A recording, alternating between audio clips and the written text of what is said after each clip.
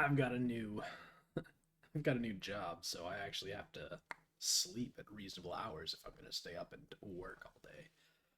So, this is probably going to be a pretty short stream. Or else I'm going to have to adjust to an awful sleep schedule again, which, I'd kind of rather not. Let's get started anyway.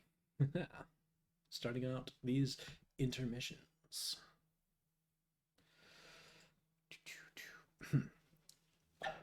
Your name is Spade Slick. You're the leader of a notoriously vicious gang of mobsters called the Midnight Crew. A rival gang known as the Felt recently knocked over one of your favorite casinos. Your long quest of revenge has finally taken you through the front door of the mansion belonging to their loathsome boss, Lord English.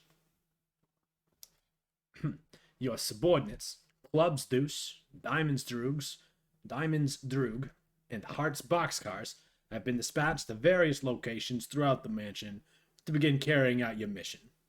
Your objective is to locate and crack English's secret vault and plunder its mysteries. That's the business end of it. The pleasure will be painting this ugly house red with the blood of those miserable green motherfuckers. Alright, SS, inspect the timekeeping device. Stupid gang and their lousy obsession with clocks. The sooner all these idiots stop being alive, the better. You wonder where they are. It's awfully quiet in the mansion, sans all the dreadful ticking. It's a capture log of the carriage clock. You obviously have no idea what that means. If it's some smart-ass way of saying to pick it up, forget it.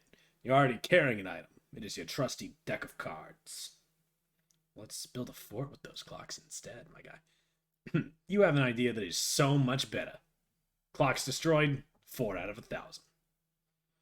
Check for traps under the billiards rug. Is that Tom Selleck?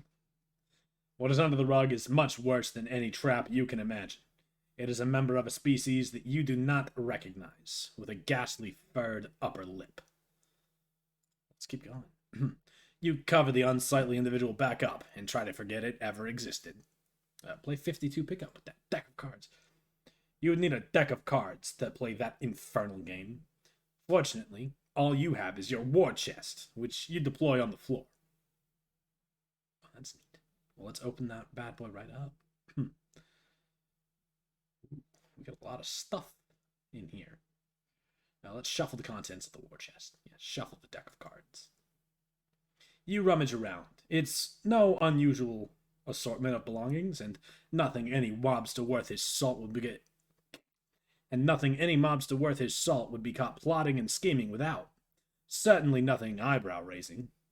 Bunch of blades, some playing cards, and a variety of other miscellaneous stuff. Also your vendetta itinerary and your heist map. We'll scavenge the war chest for fancy headwear. Are those black licorice Scotty dogs? If there are any elaborate headdresses in here, you'll eat your haberdasher. But, of course, there is only a plain and serviceable backup hat, which naturally conceals 2 licorice Scotty dogs. Which makes you think that maybe you are wearing your backup hat, and this is your usual one? Hell if you know. They are the same damn hat. Well, let's hide inside the war chest. You cannot hide properly inside the chest because you cannot close it while you are inside. Instead, you momentarily pretend it is a really cool automobile that commands the fear and respect of larcenous adversaries everywhere. Beep, beep, beep. All aboard the idiot wagon.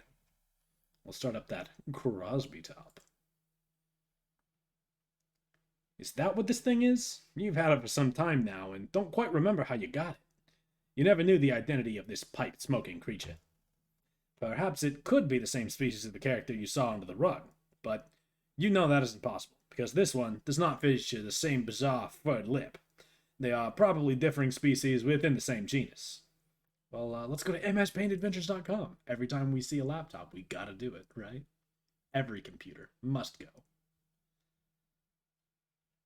You don't know why you are wasting time on this website. It is for little children who poop hard in their baby-ass diapers.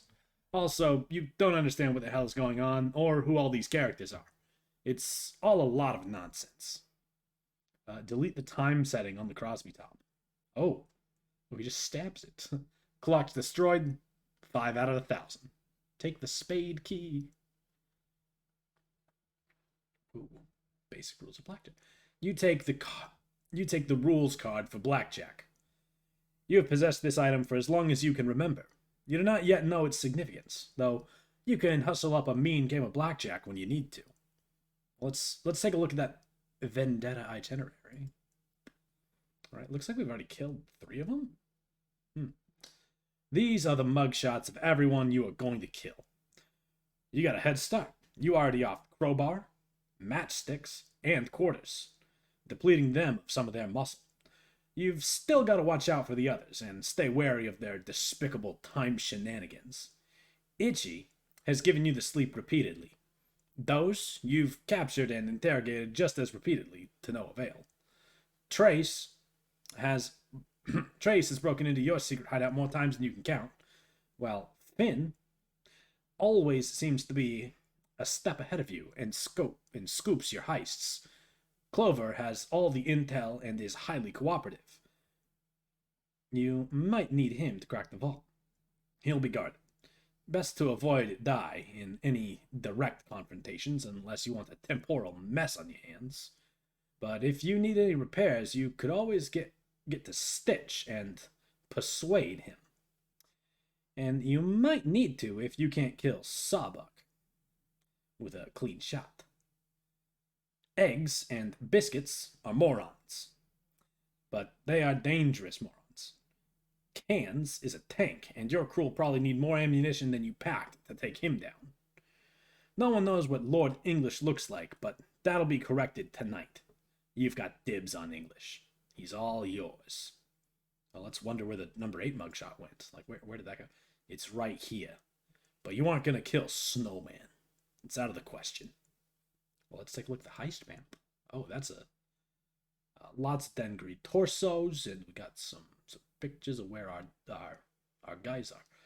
On review, your schemes seem a bit convoluted, but you wouldn't have it any other way. Deuce and Droog split up to neutralize as many felt as they can find. Your heavy muscle and expert safecracker, Boxcars, is headed straight down to the vault. Let's use the radio device to check on your unscrupulous cohorts. Cohorts. That's a weird word. You put the word out to your cronies for a status report. No response yet. You clean up all your junk and prepare to get this show on the road. Let's go. You slip the spade key back into the deck of cards, then pocket the war chest. Smooth as clockwork, and every bit as logical. Let's enter the hallway near the main entrance. Yes, even more clocks. Funny, you didn't hear any commotion or gunplay, but it looks like there's already been some action in here. Or there will be. You can never take tenths for granted with these goons. 13 out of 1,000 clocks destroyed, apparently. Looks like Club's Deuce is getting back to you. He says he's got Doze tied up for interrogation. You ask him what else is new. Capturing that guy is like shooting a paralyzed monkey in the face. Well, let's be Heart's Boxcars. Let's just switch. You are now Club's Deuce. All right, Club's Deuce. Rough him up. He remains tight-lipped, so you deal him a senseless shin-drubbing with your crook of felony. Oh, the humanity. You can barely watch. Whoa. He goes slow. He's probably still using his special ability to slow time down for himself. He can't feel a damn thing, and certainly isn't saying anything, apart from a very low noise, which could be him saying, ow, very, very slowly. Let's punch clocks in the faces to establish chronology. Why would you do that?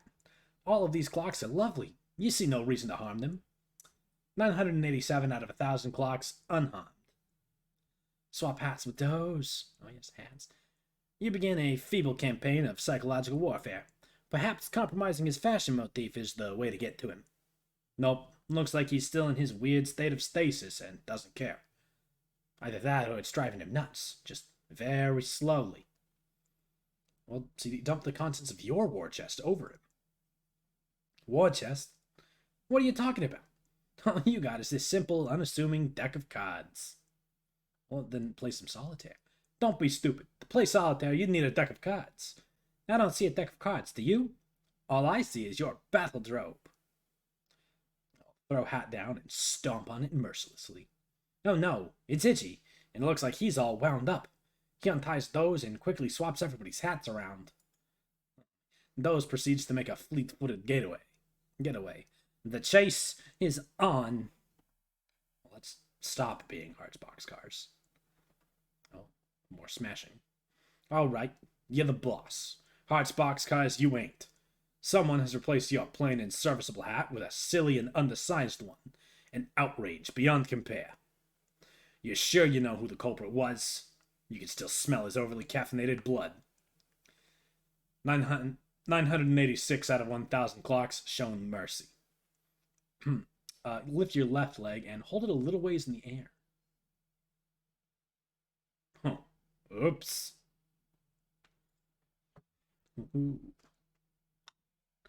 Yo, that's an extra cross on our Vendetta itinerary. Let's wear CD's hat on top of our current one. You're already wearing Deuce's hat, you fool. The one on the floor is Droog's hat. This is exactly why you always keep a backup hat on hand. This son of a bitch on the floor here has played his last game of musical hats. Soon, these lugs will learn to show you some respect. You made this town what it is, after all. It wasn't nothing but a bunch of dust and rocks before you got here. Well, then let's wear that backup hat that we have. You deploy your chest and swap this dinky little hat for one more suited to your tastes. Wait a minute. Oh, thank God. Your precious Scotty dogs are still here. You don't know what you'd do without them. You don't even want to think about it. Oh, hey, it's Dive? Di makes his usual sort of entrance, the nonplussed, vaguely bewildered sort. Well, let's try being Diamond's Droog now for a bit. You got it. Club's Deuce it is. You've opened your battledrobe in search of your backup hat. You also need some more rope to retie Doze, who is absolutely tearing through the mansion as we speak. If you don't hurry, he may clear the chair within the hour. But it's a big mess. You mostly just see a bunch of bombs and cards. Bunch of cards, yeah. You're not sure what's what. You can never remember which card to pick up. You can't believe how shitty your memory is. Let's grab the deuce of clubs. You pick up 2 licorice gummy bears. These need to be stored for safekeeping as soon as possible. Finding your backup hat has never been more urgent. Pick up all the cards and throw them at Doze. Whoa. Oh my. You pick up a bunch of cards and fling them Dozeward. You didn't accomplish a whole lot, other than put some of your private reading material on embarrassingly public display. Pick a card, any card. You're a busy guy, so you just pick up any old thing and put it on your head. Since you're in a big hurry, you will assume that it is indeed your backup hat. You stand nearby. The 2 remaining cards on the floor are an off-suited king and jack. Pick up the card depicting the stately blonde-haired fellows. You aren't going to stand around Jack King off all day, so you grab the Jack of Diamonds. Oh, there's your backup hat. Problem solved, you guess. Forget your CD and believe that you are Heart's boxcars. You suddenly remember you are Diamond's Droog. Whoever took your hat is about to discover he's the unluckiest man on earth. You better hope you'll find him dead. What you're gonna do to him will be much less painful that way. Well, where's your backup hat, my dude? You don't have a backup hat. All you got is this deck of cards. Oh wait, yes you do. It's stashed away in your mausoleum. Retrieve your hat from the mausoleum. You're the only member of this band of thugs who is civilized enough to keep more than one backup hat, as well as an extensive array of finely tailored suits. The mausoleum seems like the best storage option for your exceptional wardrobe. If there's any better sort of compartment to keep your wardrobe in, you'd love to hear it. Also, there's a shitload of guns and cards in there too. You put on a backup hat. Withdraw licorice fish from backup hat. Ooh, your Swedish fish are there. This is why it's a good idea to always store your candy in your backup hat rather than your usual one. Other members of your gang have learned this the hard way, and they're finally starting to catch on. Suddenly, you get cold-cocked in the face from the future. You'd know the knuckles belonging to that sucker punch anywhere. Trace always knows where you've been. The spineless rat likes to follow your past trail around and mess with you. Trouble is, whenever he does, he lets you know exactly where he's going to be in the future. This time, you'll be ready for him. You radio Deuce for backup. Give him a time and a place, and exactly what path through the mansion to take. Well, Dee Dee, resume the pursuit of the wounded felt member you're following. You don't know if the wounded guy went up the stairs or came down, or who wounded him and when. Might have even been you for all you know. Let's go up the stairs then. Can't overthink this time stuff. You go with your gut and head upstairs. Well, CD, we should probably do what Diamond's Droog says. After picking a quick 10-4 over the radio, you take another look at your prisoner. He lucked out. Looks like round 2 of your brutal interrogation will have to wait. You couldn't find any rope, so you tied him up with a Stretch Armstrong doll, which you happen to have lying around. You don't remember how you got it. You couldn't find any... Wait, oh yeah. It looks sort of dumb, but it will have to do. Just lock him inside the battledrobe. Time to hit the road. You beat your hostage into the back of your battledrobe with the bull penis cane. Wait, this is a bull penis cane? You flip the fuck out over the fact that this is apparently a bull penis cane. Meanwhile, running roughly parallel with present events. Oh, hey. Itchy and whatever the 6 guys. Pair kings, pair aces. Ooh. 3 kings versus 3 aces. Dang. It's a high game.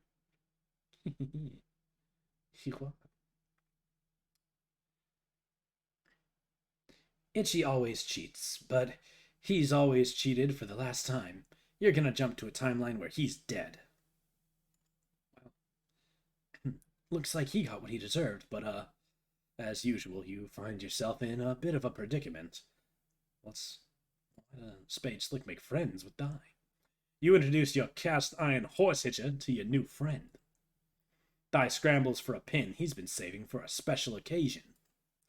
How many times does he have to tell you? How many times does he have to tell you? He made this town. Well, let's stop being SS. You stop not being Hot's boxcars. You've made your way to the Felt's secret vault. It's bigger than you were expecting. You doubt you will be able to rely on your usual safe-cracking method, which is prying it from the wall with your bare hands. You'll have to think of something else. Do a silly dance, my guy. This is just absolutely the most ridiculous thing you could possibly choose to do right now. I mean, come on. Why don't you take a closer look at that safe? Seriously, stop that. Or pry the wall away from the safe. That notion is even more ridiculous than the last one. Wait, who are you kidding? No, it isn't. Looks like the combination to the safe is entered via the hands of this clock, and you somehow doubt spinning the hands around manually is going to cut it. Knowing these guys, you've got to alter the flow of time itself to make it work. Which, of course, is bullshit. You think you'll just blow it up instead. Time to get Deuce on the radio. HB deploy, punch box. You deploy the wrath tub. It's a broken floor bathtub. Why is this thing? Retrieve 2 of hearts from backup hat. You retrieve your pair of wax lips.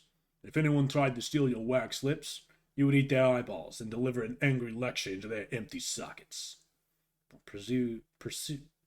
Peruse your Red Cheeks magazine. Just glancing at it gives you palpitations.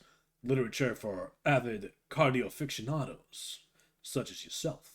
Those burgeoning red humps, that mischievous little tail, the snug, welcoming cleft.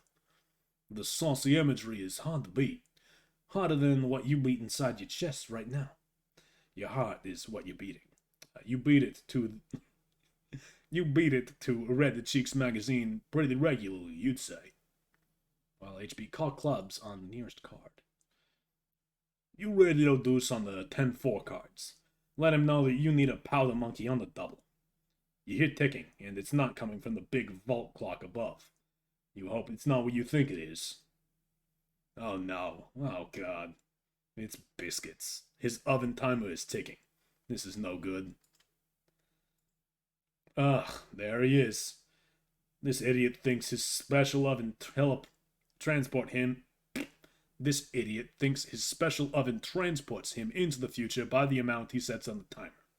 Well, he's sort of right. But in reality, all that's happening is that he's hiding in there until the timer's up. Then he pops out. You guess he's relatively harmless if he's alone. You can take him. What you really have to worry about is if he teams up with... Oh no. The ringing. That god-awful ringing. You can hear it. Somebody else. Eggs. Son of a fuck. You might as well just grab one of your axes and kill yourself now. Oh, we're back to being CD, following the exact correct path. In the future, you've already followed the path through the mansion Droog told you to. Trace followed Droog's past trail even further back, but found a much fresher trail crossing his path. Looks like this little guy's talking on the radio. Says something about how he'll be right there once he gives Droog a hand. Trace decides he'll trace this guy for a while. See what he's up to, and then mess with him, of course. In the present, you talk on the radio. Say something about how you'll be right there once you give Droog a hand. Well, let's take a good look around the new room you're in, DD. Looks like the trail of blood ends here. Or originates. Whatever. Something went down here in the past. Or is it about to go down in the future?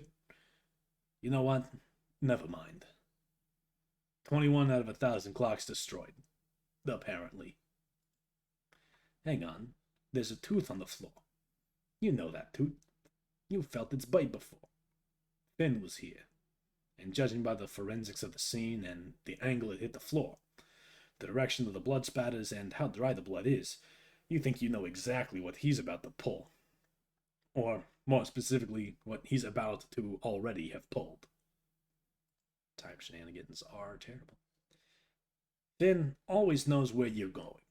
He's followed your future trail here. He likes to mess with you from the past. Trouble is, he tips you off to where he's been. This time, you're ready. Wait for it. Wait. Now. Whack. Oh, in the past. So he shot all those clocks in the past. Predestined bullet holes are convenient. It gives you something to aim for. 7 out of 21 clocks redestroyed. Well, SS rematerialized. That doesn't make any sense. You never went anywhere. Dai realizes there is a cost to settling the score with you in this way. The cost is having to live in a desert amidst the ruins of a dead civilization for the rest of his life. He thinks that's stupid, so he pulls you a pin. Let's help the Green Man live up to his name. Oh, yeah, that's, yep. Aye.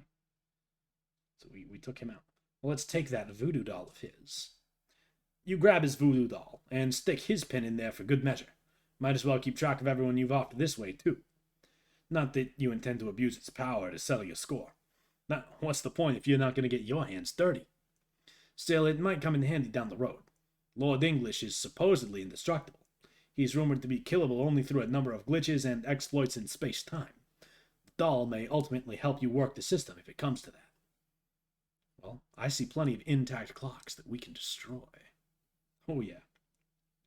29 out of 1,000 clocks destroyed. 5 out of 15 green torsos dead. DD, follow the blood trail downstairs and finish him off. Problem with that is, he'll just see your future trail. Following him and... Problem with that is, he'll just see your future trail following him. And that'll be nothing but a loud invitation for him to mess with you some more. Besides, better to leave him alive. You think you know where he'll lead you to. You just gotta keep a little more subtle about tracing his blood trail. Keep your future trail out of his line of sight. Now, let's return to being Heart's boxcars. And, of course, we're Club Steves. Spade Slick cannot return to being Heart's boxcars because obviously Diamond Stroog is too busy being Club Stews. You just watched Trace throw a punch into thin air for some reason. That guy's awfully silly. He then skulks off somewhere. You don't realize he's following Droog's past trail through the mansion until he gets to the point where it intersects with your trail, at which point he'll start following you.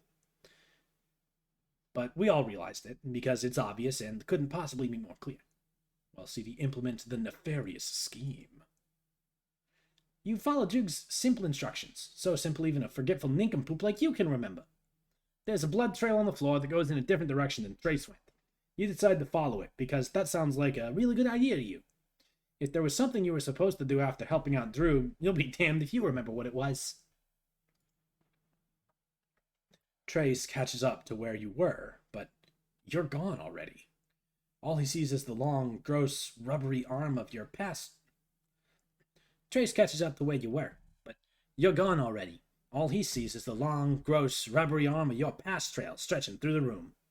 He finds his comrade tied up with the stretchy rubber arms of a small man. But there's nothing gross or unpalatable about that in the least. Those unslows himself and begins mumbling something feverishly about his hat. Ooh, bomb time. Ooh, splody. So that's 2 and 3. 7 out of 15 green torsos dead. 107 out of 1,000 clocks destroyed. Whose perspective are we reading from? Finn makes his way through the mansion to get some help. He wonders where this little guy is going. Deuce's future trail is heading in the same direction he's headed. By sheer coincidence, Finn decides to follow him for a bit, keep an eye on him. For as long as Deuce's path matches his, that is. There's pretty much no chance he's headed to the same place, though. That would be statistically improbable. He's got no idea what these other goons are up to here. Funny, their future trails end here. He's not going to stick around long enough to find out why. He's a bit too woozy from the blood loss to sort out this mess anyway. Well, CD, follow the blood-red road. It's uncanny. This little guy is matching Finn's route every step of the way. He must know something. Finn decides he's got to take him out. But he can't get a clear shot. Too dizzy. With all that C4 under Deuce's hat, firing would be a very bad idea. My God, he's thought of everything. Clearly dealing with a criminal mastermind here. You stop to admire this gorgeous clock. It is so pretty. Too bad it's not ticking like so many of the clocks in this place. Not that you can blame them. There's so many clocks in this mansion it would obviously be impractical to make sure they all work properly. Oh look, a trail of blood. You think you'll start following it? Hearts boxcars waste exactly 4 hours on this tomfoolery. You hate time travel, you hate time travel, you hate time travel, you hate time travel, you hate time travel, you hate time travel, you hate time travel, you hate time travel, you hate time travel, you hate time travel, you hate time travel. You hate time travel. Alright, I think that's enough. Just lurking. Yo, that's cool. Glad to... Thanks for bootsing my numbers up. Those are indeed rookie numbers.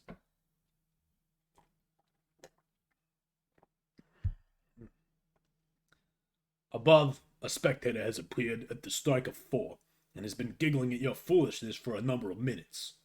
Clover would have been tickled to help you open this vault, at the cost of answering a few of his clever time riddles, needless to say. If only you'd thought to seek his help first, rather than charging like the silly brute you are, into this deadly trap of stable and not-so-stable time loops. Mostly unstable, really. These guys are way too dumb to maintain even elemental looping stability for more than a couple of iterations. If you weren't so preoccupied, Clover could tell you that you could use Crowbar's help to pry anything out of a time loop, stable or otherwise. If you weren't so preoccupied, and if he weren't so dead. Stitch mutters something to himself in his shop. He guesses eggs and biscuits are roughhousing again, because the fabric of space-time is tearing something fierce on Lord English's Cairo overcoat. This sort of thing is exactly why he keeps a backup coat, and always leaves Stitch with one of them. Any gang does well to have an in-house doctor on hand, but if you deal in time travel, you better have a damn good tailor too. Well, HB calls spades for backup. You tell Slick to get his scrawny ass down to the vault. It's goddamn bedlam down here. You tell him to ask Deuce for backup, but surprise, surprise, he's nowhere to be found. Big surprise, you tell him. You tell him that was sarcasm. He says he knows. Slick says he'll be right there. He'll see if he can round up Droog for support. Droog says Deuce is tailing Finn, while he is tailing Deuce. He'll be there to help out Boxcars as soon as he and Deuce take care of business with Stitch.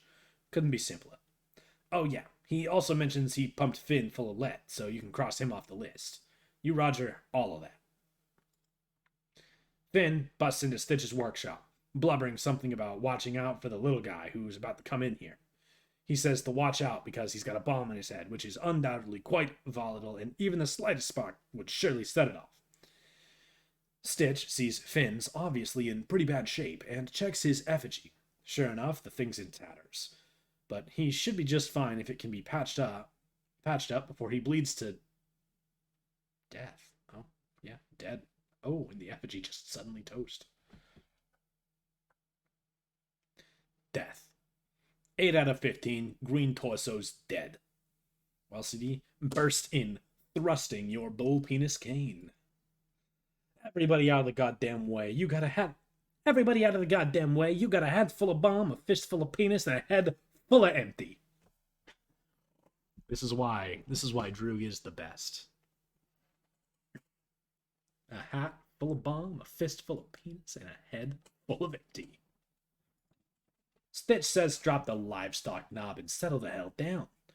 He says, do you realize C4 is a stable explosive and won't detonate with gunfire, right?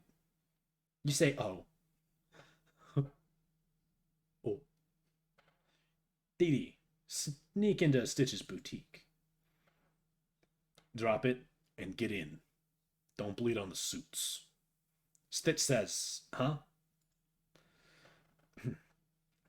You admit the thought of carrying an imprisoned Taylor wherever you go is gratifying for personal reasons, but in this case, keeping him alive should be useful in dealing with English later.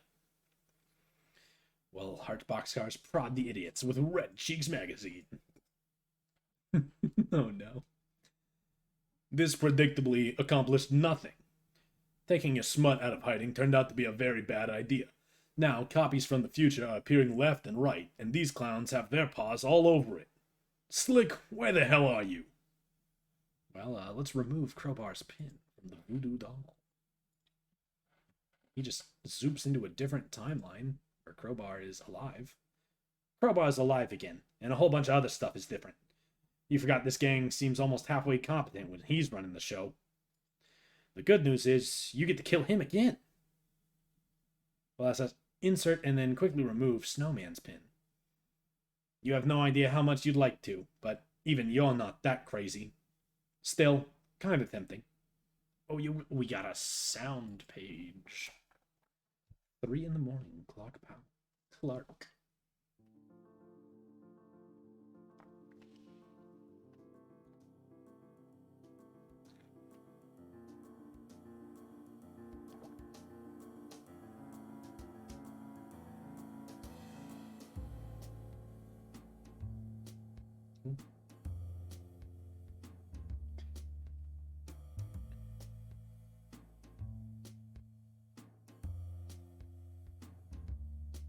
Hold still, Slick.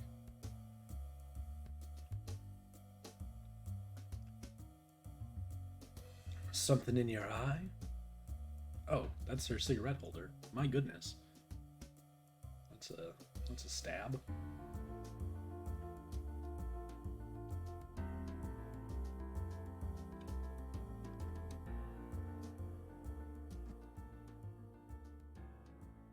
But why? No. Whatever. Everyone always ceases gunplay when Snowman's around. If you kill her, you destroy the universe. Well, let's remove the knife from your eye. It's not a knife. It's Snowman's cigarette holder. All you know is she's gonna have a hell of a time getting it back. Well, let's give it to Sawbuck. You chuck the lance at Sawbuck. But of course, it's only a flesh wound. Seems like that's the only sort of wound you can ever inflict on that corpulent lummox. Subsequently, you and he both jump to a random point on the timeline. This looks to be in the recent past, when Stitch and Crowbar were setting up the crates for the imminent gunfight, which was very thoughtful of them. Your goons should be showing up any minute with a heavy firepower, but now you've got the drop on everybody. Will SS kills something out of rage and frustration. Stitch gets the business end of your saber rattle. He's dead, in this timeline at least. Will SS bring knives to the gunfight. Where do you think you were going, fatty? You'll deal with him in a minute. You whip out your double-edged sword and Occam's razor. Occam's razor, Crowbar's head. Make it happen. Crowbar deflects the King of Spades into Sawbuck's unmissable carriage. You jump far into the past. Years in the past, which is to say the present for the time being, a scurrilous straggler eyes an impromptu desert skirmish. He dismisses them as a bunch of ill-mannered rogues, warranting no further investigation, although he gives a small nod of approval to the plain and serviceable hat worn by one of the combatants, which strikes him as an absolutely smashing display of good fashion sense. Let's hit Crowbar in the head. You can't kill him yet. You need him alive to return to the original timeline. You will be taking that Crowbar, though. We'll stuff him in your deck of cards. You cram him in the war chest. Sawbuck you need to keep alive too, for the moment. Not to return to the right timeline, but the right time. Speaking of which, where's Tubby think he's waddling off to? Just go stab Sawbuck until the time shenanigans stop. Until you're at roughly the right time. You treat him to a bit of the old bait and switch blade. You appear in the future. You guess this is after the gunfight is over? The gunfight that never took place since you killed and / kidnapped everyone who was supposed to be involved. Looks like only Boxcars is here. Carry Sawbuck like Titan Atlas would carry the world. You order Hearts to drop his tub on the double before the fat lord puts you in a wheelchair. If you take Sawbuck back to your own time and kill him there, that should save you the trouble of hunting him down. Might as well take Stitch, too. Maybe. You're not really sure if that's how it works. You don't really care, though. You dump them in the wrath tub, then stick the tub in your own deck of cards. But you give Boxcars back his sordid literature, which he'd carelessly left in plain sight. No one will ever catch you leaving your smut around. And even if you did, that copy of Terrier Fancy magazine could belong to anybody. No one can prove nothing. Well, let's stick Crowbar's pin back in again. Now you go back to your original timeline. But now, stuffed in your chest, you've got a live Crowbar from another timeline, brought to the timeline where he's supposed to be dead. So you guess now he's alive in this timeline, which is in part defined by his death? Okay, whatever. You should probably just kill him again anyway. Also, Sawbuck from the other timeline is here too, so you guess now there are 2 Sawbucks? This is getting kinda dumb. You open the chest, releasing the bolt. Crowbar doesn't look too pleased. You deflect his gunfire into the awesome gravitational pull of Sawbuck's astonishing girth. Everybody into the past. You dodge his next round, too. It seems Sawbuck from this timeline, i.e. the real Sawbuck, was in this room at this point of time. He and Crowbar exchange bullets. Off they go. They no doubt go on to spend the rest of their ammunition peppering each other throughout the timeline, destroying all the clocks in the process between now and the present. You guess that explains the mess when you got here. Thank God you figured that out. You'd surely have lost sleep over it. 200 out of 107 clocks redestroyed, for the first time, eventually. You know what, never mind. Let's take a moment and think up some time-based one-liners. Oh, you think you got one. Time travel sure can be a double-edged sword. As he stabs him with a double-edged sword. Oh, yeah. Wait, that was awful. Really, really bad. You're sure you can do better than that. Let's see. Sorry to... No. Time's running... No, wait. Fuck. You ask yourself from the past for a little help. Time's... something about time. Time being up. No, wait. How about some kind of clock pun? No, damn it. Would you just listen? You were almost onto something. Time is... Screw this. Too many cooks in the kitchen. Oh, and just what does this quivering mound of blubber think he is up to? Stab first, utter puns later. Just as you hear, you pass...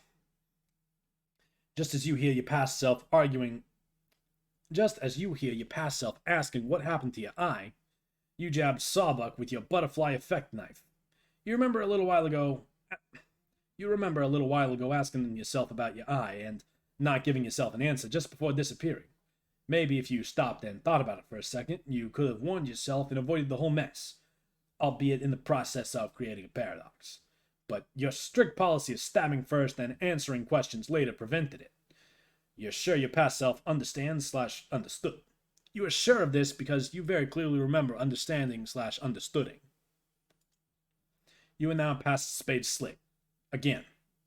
If you were just about to pull Crowbar's pin, you guess all that stuff with your future self and Sawbuck originally happened in this room, while we were all off watching someone else, like Diamonds Through or something. That makes sense. Well, past Spade Slick, remove Crowbar's pin. All that stuff we just read does in fact happen. A whole bunch of shit happens that we already saw. Very nice. Well, let's just be future Spades. Let's just skip to the present. Future. Being your future self is a lot more constructive because you get to do stuff you haven't already done. Looks like you're in the future. It's a bloody mess in here. The clocks are more bullet-riddled than ever, and it seems Crowbar and both Sawbucks have been decapitated. You're almost certain this is something you will be, or were already, responsible for, which of course means more time traveling. Looks like the tub and chest are gone, which means future you must have packed up and left already. Gotta take note of these sorts of things so you know where you are in the timeline. You notice something on the wall over there. One of the clocks that wasn't destroyed before is now bloodied and full of holes. Not especially noteworthy. You just have a feeling you should register this fact. 108 out of 1,000 clocks destroyed. Well, as I quickly remove the lance from Sawbuck, you pry the cigarette holder from his torso. Whoops, another time jump. This tub of goo keeps going for his gun. Wide-body's gotta settle his big ass down. You really should incapacitate him without inflicting another wound. Let's knock him unconscious, come on. Count some sheep, bitch. Wait, the clock on the wall. It hasn't been destroyed yet. But it's about to be. It's ticking down to the time it's stuck on in the future. Maybe if you time it just right, you can end this mess in one fell slice. You've even got an ice-cold one-liner to dish out when the time comes. You've been working pretty hard on it. Wait for it. Wait for it. Hate to cut and... No, wait, no, not yet. Wait for it. Hate to... No. Wait. Hate to cut and... Damn it, not yet. Hate to cut and run. Shit. Hate to chop all your heads off with this sword. Real sorry about that. My bad. You slay them all with your rapier wit. Oh. Oh my. Well, okay. That's certainly something. Still waiting to explode, I think, but yeah, they're dead.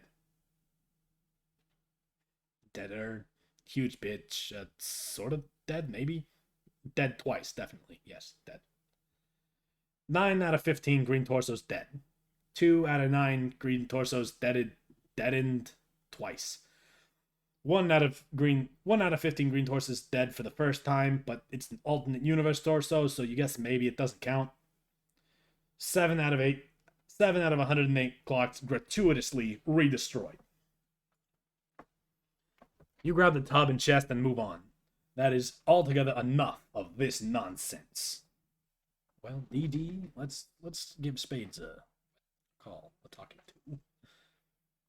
You check up on Slick's status. Slick says he killed Crowbar. You check up on Slick's status. Slick says he killed Crowbar again, Sawbuck twice, and Stitch once. You ask him if it was an alternate timeline Stitch. He says he guesses so. You say that doesn't count. You've got the real one here. He mutters some foul language you can't quite make out, but you tell him never mind and hurry down to meet you at the vault. He says he took some damage from Snowman. You say you know. You're having some effigies made of yourselves with your backup hats. Deuce brought Slick's crumpled backup hat, which he wound up with somehow. Not sure what happened to Deuce's. Boxcars is obviously tied up at the moment. so you can't get your hands on his yet. Slick says he's got both the hats and he'll be down ASAP. You say, all right. He says, in the meantime, see what you can do about this eye. Well, Dee, let's have Stitch patch up SS's effigy. Get to work, Thread Monkey. Let's get your right eye patched. Oh no, that's... Damn it, your sprite was flipped the wrong way. You get Diamonds on the radio and tell him to undo it and wait until you're turned around. He says it's the right eye, right? Were you facing left or right? You say it's only right when you're facing left. It's the left eye when you're facing right. He says, oh, so it's the left-right eye. You say, yeah, but hang on a minute. You'll turn around, so it's right-left. He says, okay, he'll wait. It's so dumb. MS Paint stuff. That's better. Arm yourself, in case Cans shows up. If Cans shows up, none of these weapons you've got are going to do any good. You admire the lance for a moment. It's a pretty sweet weapon with outstanding craftsmanship. At least you got something out of the eye gouging. She'll have to pry this thing from your rigid, severed arm if she wants it back. Well, I says, ride around on your horse hitcher, pretending to joust with your new lance. Yeah! Yeehaw! Oh, shit. It's Snow. She's... Oh, Snowman. And she just leaves. It's like, okay. You can't believe she saw you horsing around like that. You will never live this down. DD. Shoot up Biscuit and Eggs' effigies. Album Midnight Crew drawing dead. Huh. Okay. Stitch keeps their effigies in a big warehouse several miles away because of their ridiculous duplication tendencies. You're sure as hell not going to drive all the way over there, so you just shoot them in person. Gosh, that is truly awful. Lots of hats, lots of extras. This was such an unbelievably terrible idea. Well, SS. Charge. This is incredibly delirious nasty. What? Problem Sleuth. Geez, Problem Sleuth is a whole nother bag of stuff. The present. Okay, that blew up. Those guys are dead. Yeah, he's double dead. Both of him are dead. Yes. SS. Start whacking things with the crowbar. The first thing you whack is Eggs' egg timer. You do this because, of course, you know that Crowbar's crowbar will destroy any temporal artifact and completely negate its effect on the timeline. Oh, sweet. Now there's only the normal ones. Well, Hearts Boxcars, attempt to eat eggs. Your attempt was an overwhelming success. Goodness. Biscuits is looking a tad snug in his muffin tray. He thinks it's about time to poke a broom straw in this battle. His dough will live to rise another day. See you in the future, suckers. Crowbar, Biscuits oven, make it happen. You deal the oven a wicked flogging, but not much happens. The oven doesn't really have any magical time properties to be negated. It just travels into the future at a rate of 1 second per second, like everyone else. CD, put some dynamite in that oven. You set the bomb to go off in a few seconds, when both it and Biscuits are released from it in a few hours. Well, CD, turn up the heat in Biscuits' oven. Does the oven, actually? Yeah, pretty sure this oven doesn't actually work at all. You just wheel it off somewhere else in the mansion so it can explode in peace. The future. You know, another explosion. And, yeah. So, Biscuits is dead. So is Eggs. 12 out of 15 green torsos dead. Probably some more clocks destroyed too. Just, elsewhere. Well, SS, use the crowbar to pry the safe open. Since your expert safecracker apparently spent the last 5 or 6 hours being totally useless down here, you figure it's time to take things into your own hands. Huh? What's this little fella all worked up about? Clover insists that you reconsider. Using that to pry open the vault would be ever so much bad luck. like breaking 1,000 mirrors all at once. The sort of mirrors that tick and have numbers and tell time and stuff. That is the worst kind of mirror to break, luck-wise. Once politely asked Clover to remain calm. He outright refuses and starts doing a really frisky drig. Doo-dee-doo-dee-doo-dee-doo. Doo-dee-doo-doo-doo-doo. He begins spinning a fanciful series of riddles, illuminating the true path to opening the vault.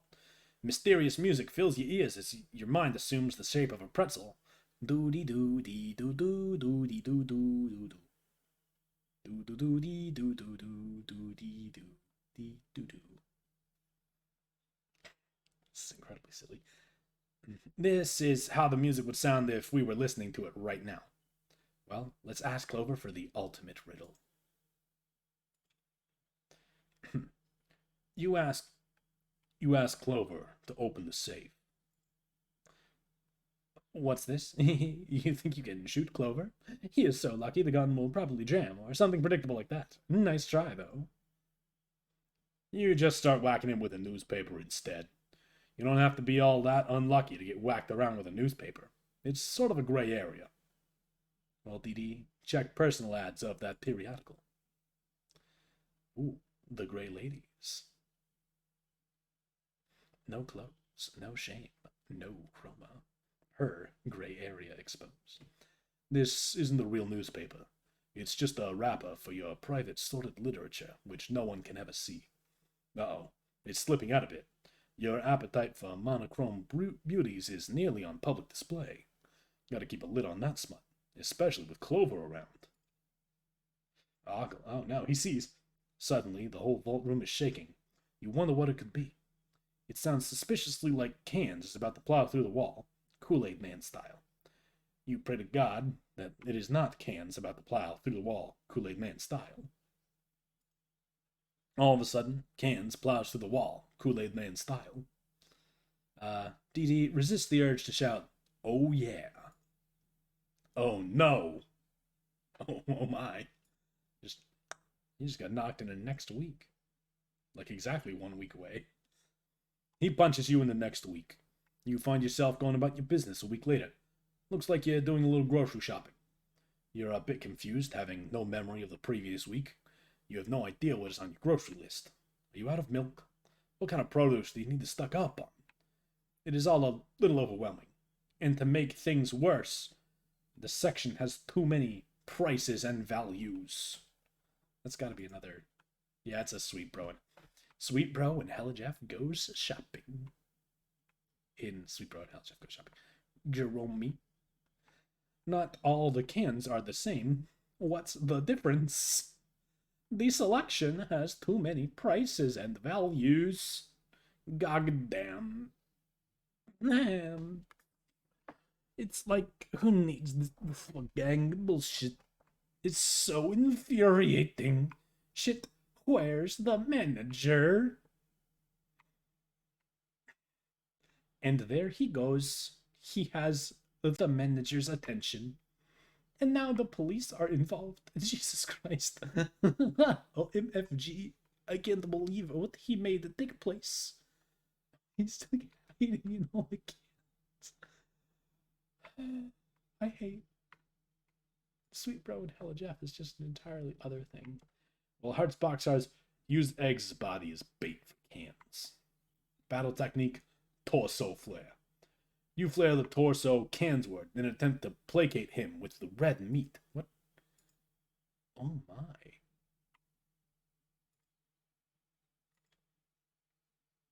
Oh, he's just been clocked clear out of the month. The spirited horse. The wind of heaven is that which blows between a horse's ears. It doesn't work. Cans clocks boxcars entirely out of the current calendar year. You land in a totally different, outdated calendar.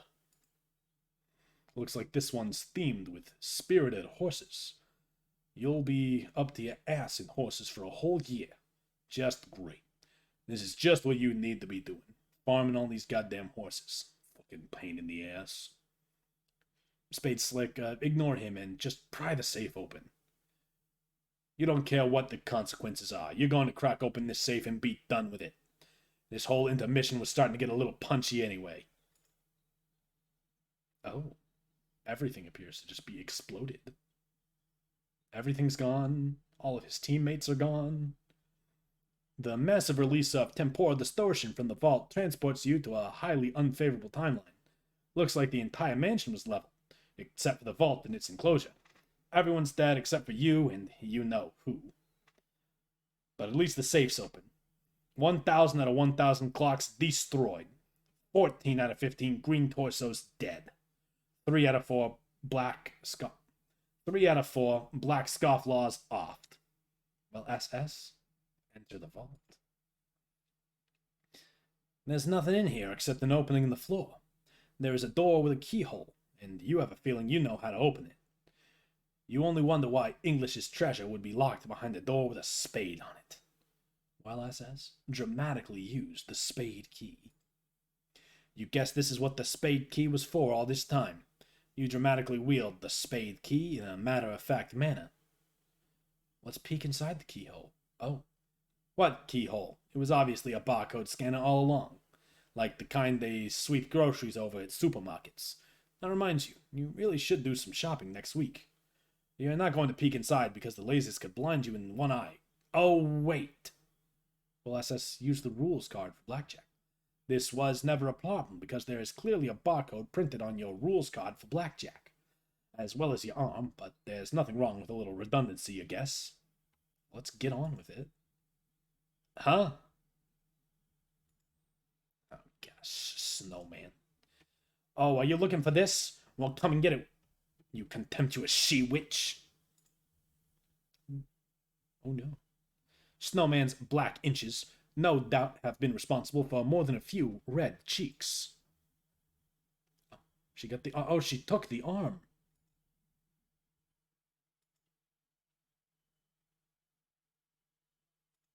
Does she just... She just leaves and... Oh, she locks him in. Oh, no. He angry. Flip your sprite. You got to flip it. Turn ways. I turn ways. Alright, so let's scan the barcode. So apparently that works. He's in. She felt like retrieving his arm. Yeah, she just wanted it. You know, that's just how it is. You know? I think he was left hanging for long enough. She wanted to high-five him. Alright, we're in. There's blood on the floor. Oh, yes. Oh, gosh. Is this where we get to Hive Bent? Is this where Hive Bent starts? This guy again. It's been a... This guy again? Been a long time. Hey, kid. Yeah, you. MS Painter boggle vacantly at these shenanigans. It begins to dawn on you that everything you are about to do may prove to have been a colossal waste of time. End intermission. Desktop wallpapers. Neat. Okay, we get a sound start to Act 4. Should we start this tonight? Oof. I think part 3 here might be... The intermission might be enough for part 3 of this stream series, perhaps. Or we still feel like continuing. Stream title is part... Oh no! Did I forget to update it again? Like, I spend all that time updating my bullshit, but I don't actually have like the actual stream manager. I keep OBS up. Dang it! Now I gotta check that. Okay, gotta open the actual stream manager on Chrome, Twitch.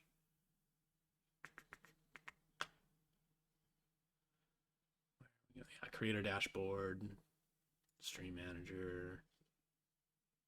Okay, yeah, we've updated, yeah, because that's what it was Homestuck Part 3 intermission time. There we go, got that fixed, kind of. Oh gosh, seeing that. Yeah, okay. Well, now it's fixed. Unfortunately, it saves into the video archive in the video producer as the first title it had. So I'll have to edit that before I post the video to YouTube. Oof. You know, it's like 9? I've only been on for like an hour, right? Yeah, almost exactly. Wow. I think we can go for another hour or so. Yeah, I should be fine for a good hour. Right, gate 1. We're getting to... Oh,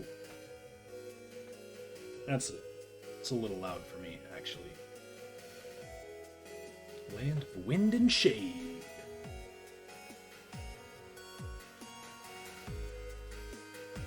Oh shoot, this one's playable.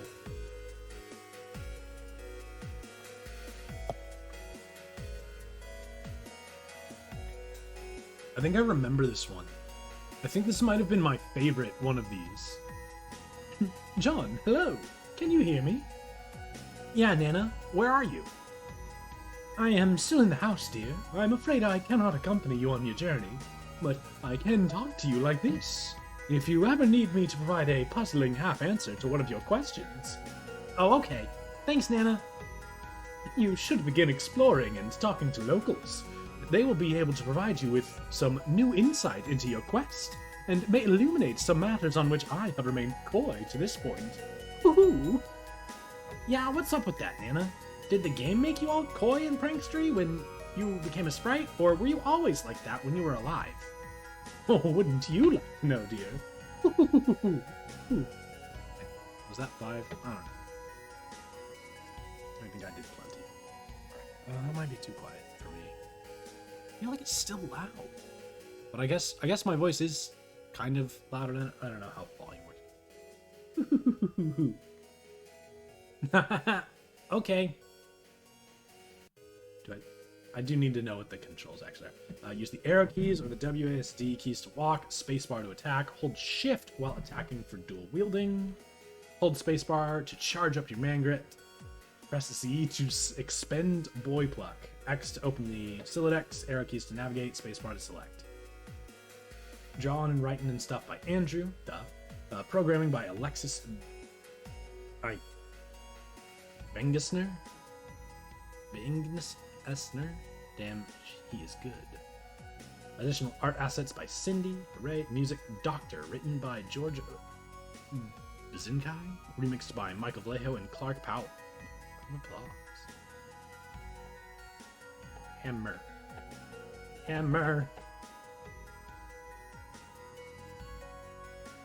Man grits.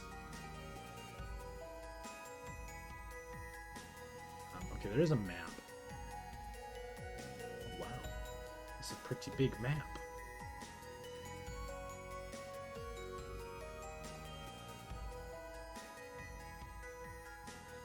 It's like large and stuff. So, who's X? Oh. Like mouse. Oh no. I should pick that back up, right?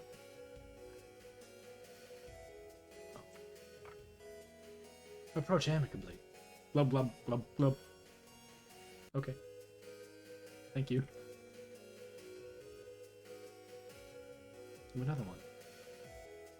Greet the creature. Glub, glub. Sure is windy here. Often wind skims the voids of pipes, as if grazing the hollow of cut reed or, say, a plundered parcel pyxis. It is a lovely sound and brings back fond memories of my childhood, which was a couple of days ago.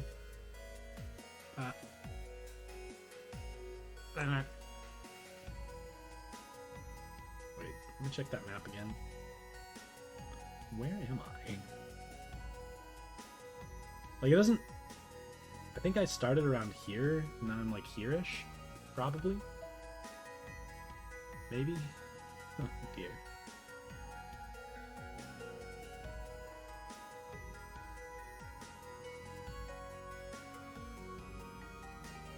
I'm told your name is John. Is that correct? Yep, that's right.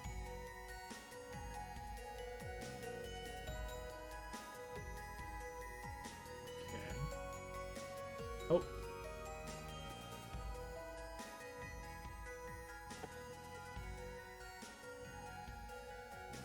Wrist. Hooray! This one contains a prize. Another success for the postal system. You got a cog. Okay.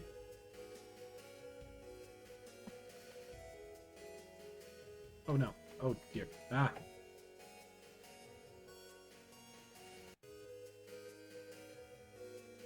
Just go ham with that boy pluck.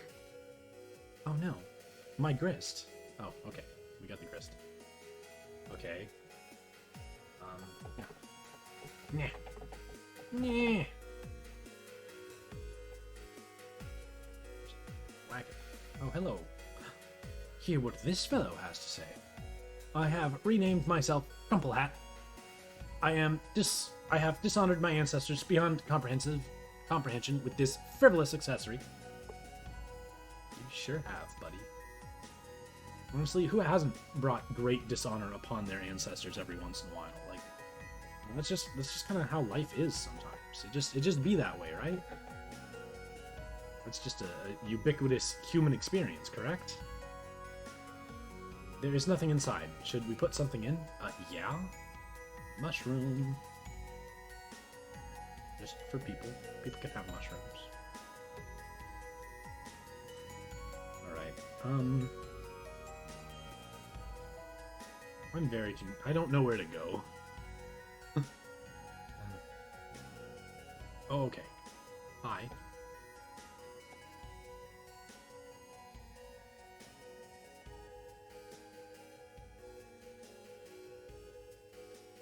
Hammers.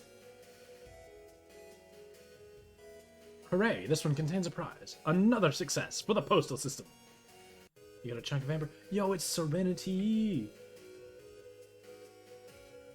Yo, the best bug. Oh, another rock. Oh, no, my telescope. Okay, how do I... Stop. Stop! Ah! Can I... Oh, no, okay, yeah. Like, I've got plenty of space in John Siladex here. Right? We're just wandering around. Just, trying to figure out what our objective is here. Oh, hey. How exciting! A parcel for you! Retrieve it! You got illegal contraband. Ooh. This guy.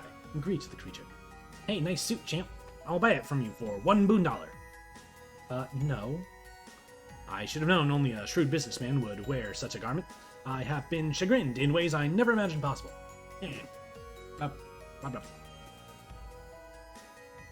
Another rock. We're gonna pick up all the rocks. They're mine now. It's nice to meet you, John. John isn't directly cognate of your greeting, but I'm sure he would feel likewise. Oh, how nice. Oh, another one. Whack. Grist. Yes. How exciting. A parcel for you. This is great. Yes. A chisel. Okay. How are we doing on Siladex space? Okay, so we still got a few empty cards, and we've got all these dumb shoes.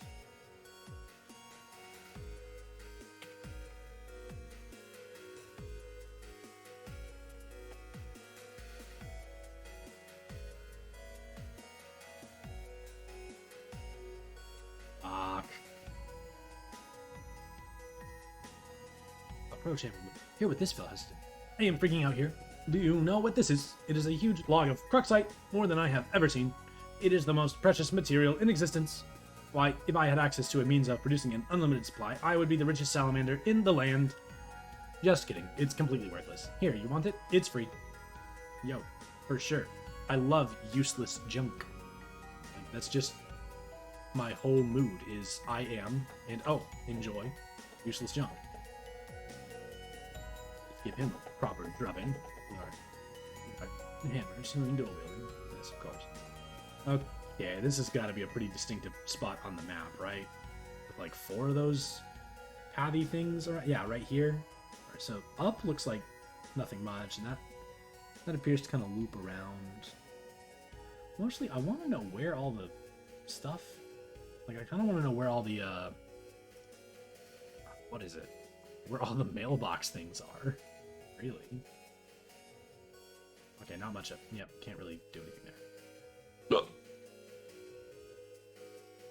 I thought I'd be able to unload. Okay, John, let's explore this place. Yep, okay. Let's do that. Anything... Oh, hey. Okay, John, yep. Okay, you have it. If you're at a loss, click the controller button up there. How exciting. Another parcel. An uncarved mini tablet. Ooh. Oh no, my... Okay, let's...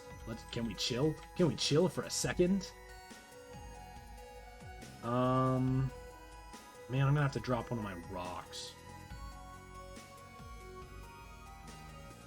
Okay, fine. Alright, now I have to avoid picking up that rock again. Oh, dear. Oh. Oh, look at this well-dressed fellow. Converse. I am a secret wizard. Behold my robes. Blah, blah, blah.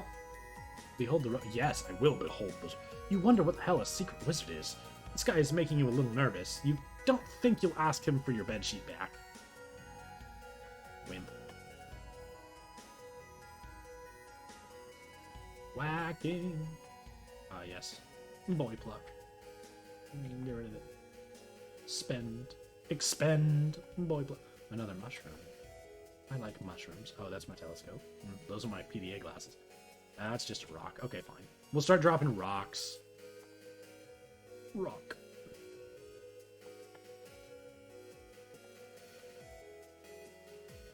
What happens when we charge main grid all the way?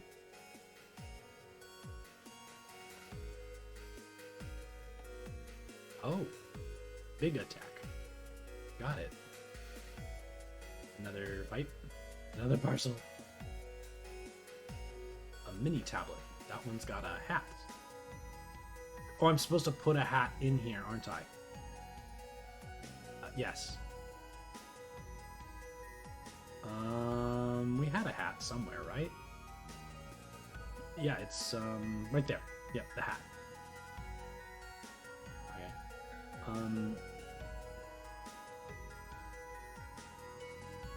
Because we don't pick up the mini tablets, do we? Or no, we got the blank one. And yeah, we have the hat one. Yep, okay. Introduce yourself to the locust amphibious fauna. This thing right here, you have never seen a parcel of pixies? Incomprehensible. Okay, I'll play your pretend game for a minute.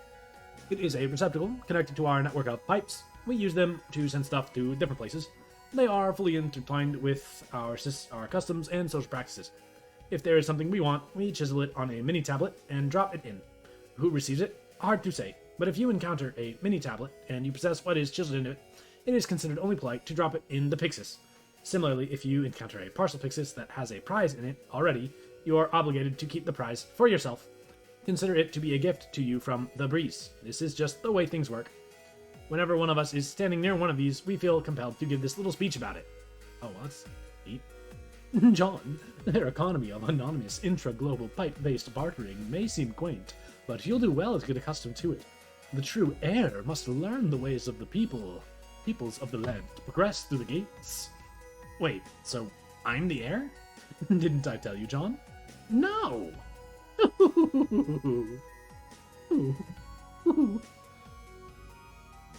Jeez, Nana.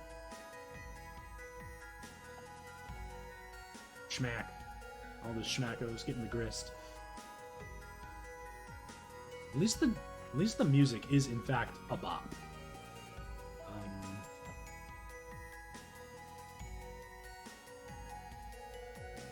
Two hammers, yes. Grist, gel. Can we refill our health vial a little bit? Ah, nope, another one.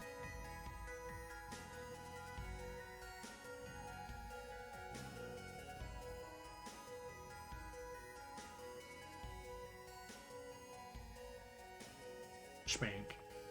Yeah. Ooh, stairs? Wait, where do the stairs go? I don't... Oh. Oh, that appears to lead off the map, so I guess... I guess we want to wait for that. Actually, we're gonna go somewhere else first. We're gonna wander around a little more. I want to fill out more. I want to fulfill more orders. I wish to deliver the mail. Something isn't. Take a. Oh, it's full of goo. That's not very good. Schmacking. All the schmackos. Okay, I guess it's time to go across these weird tree branches. Onto this side. Okay, nothing over here. Hello, weirdo. Schmacking. Schmacko. Oh, a big pipe. Here into the large opening. You think you can make out a very faint noise below. Is it snoring? Nana, there are more imps than ever down here, and they seem to be getting stronger. Yes, dear, there are plenty of imps up here, too. I had to start giving them some cookies because I baked too many. I hope you don't mind. No, that's okay. Also, they look different. That is because a new prototyping has taken place. Huh? Your pretty young friend has just joined you in the medium. Whoa, wait, Rose is here? Where is she? Will I find her down here somewhere? Oh, settle down, all of you. There are more than enough cookies to go around. Nana, damn it, will you stop messing around with those stupid imps for a second?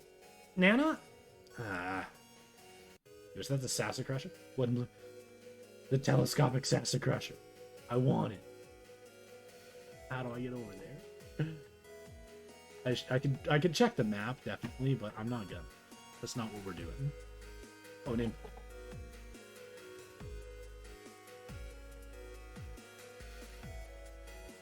He does not give gel. Most of them don't seem to get it. Okay, I guess I'll have to find another way around that thing. Elegant pipe. I dropped a mushroom. I don't think we need a mushroom. If we need a mushroom, we'll have to come back here, but I don't believe we need a mushroom. Oh, we can zoom out a little. Oh, that is so much better. I'm ecstatic about that. That is so nice. So welcome. A change. Speak. Not long ago, all these underlings started creeping out of the pipework, and they have been a nuisance, to say the least. But just a few moments ago, they began spilling from the land in greater supply, wearing more flamboyantly preposterous outfits than ever. Why, you ask? On account of a series of mysterious and arcane witchcraft magic spells? Just kidding. I have no idea. Blah, blah, blah, blah, blah.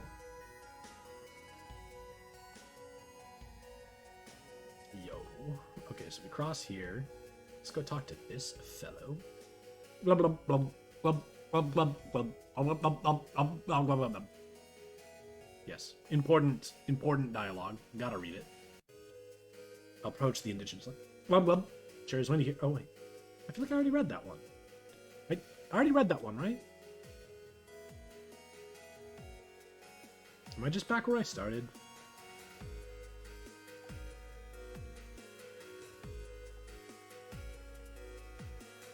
Yo, it's the Ghost Gloves and the Sassacrusher.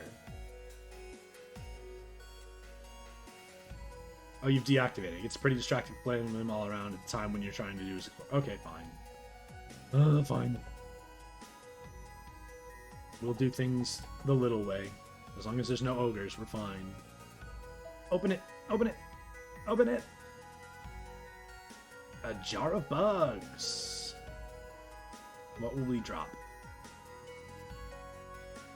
I mean, we already did the hat thing. Elegant pipe. We want the telescope. We want the glasses. We don't want the...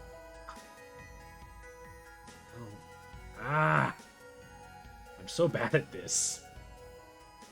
I fully understand John's pain. Wait. We can now... Yes, we can access that card. Haha. I'm actually not awful at this. Let's just, drop most of these. I think we probably need, like, one shoe. Yeah, we'll drop 2 shoes there.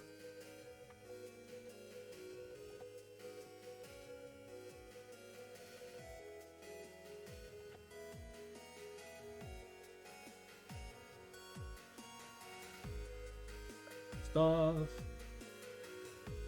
Dude, come on, other. It's a mushroom.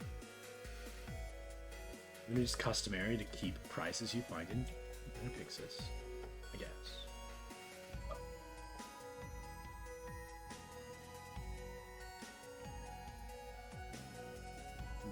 Okay. Check that map. Oh wait, no, that's Nana. Sorry, Nana. The map. I think we're somewhere around here again. So what do we want to do? I think we're gonna go over like that and snake up to this space. Then maybe we'll check out this spot over here, I guess. I don't know. I want to get to that top part of the map. So this direction? No, that's wrong, I think. Or no, there's enemies here, so perhaps the delivery is north. Put something in. No, I don't know what to put in.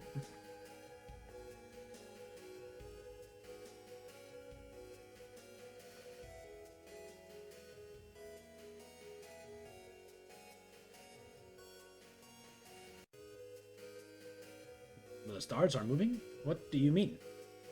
What are these things you call stars? Oh, you mean the fireflies. They became trapped under the clouds when the slumbering one cast a spell on them.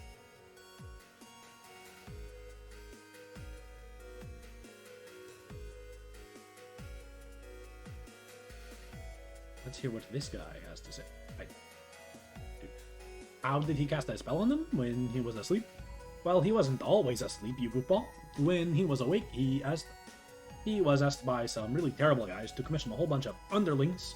He then went about befouling our land with all his sludge, clogging up our beautiful pipes, and now it can barely breathe.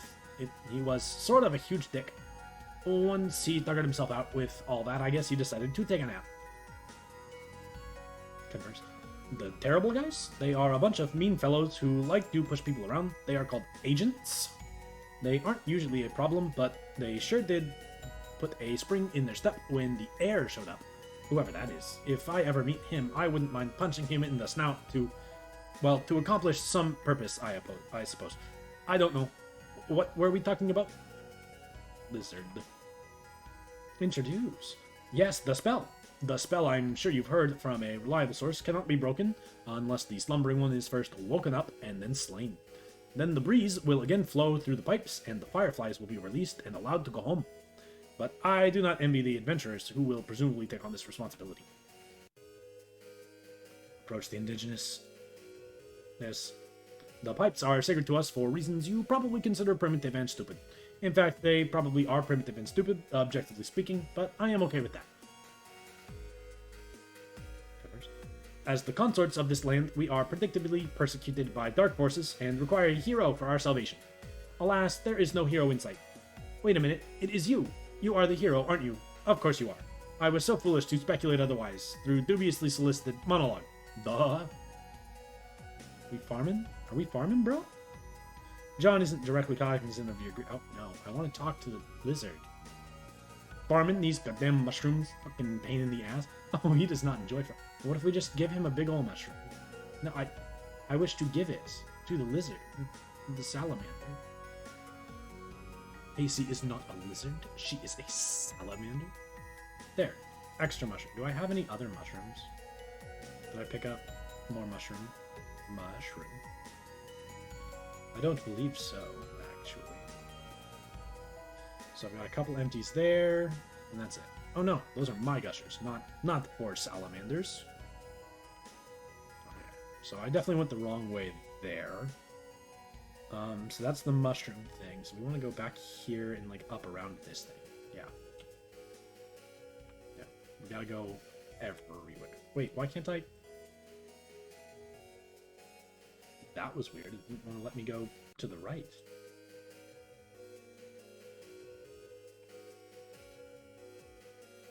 I'm not sure. Oh.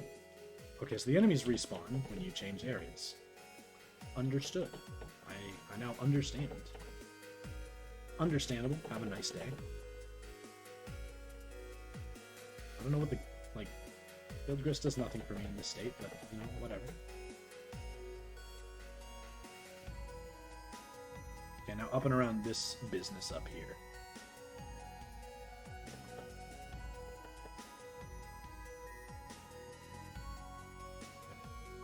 Hello. Approach the initiative. Look at this, another cherished idol profaned. Such sacrilege has become commonplace with the recent glut of underlings. It would bring a tear to my eye if it were not so clearly fit to be tied with these hyperactive mannerisms and severe attention deficit. Oh my god, look, bug! Bug! Bug! Bug! Oh, I think my health might have been full. I probably shouldn't have grabbed that.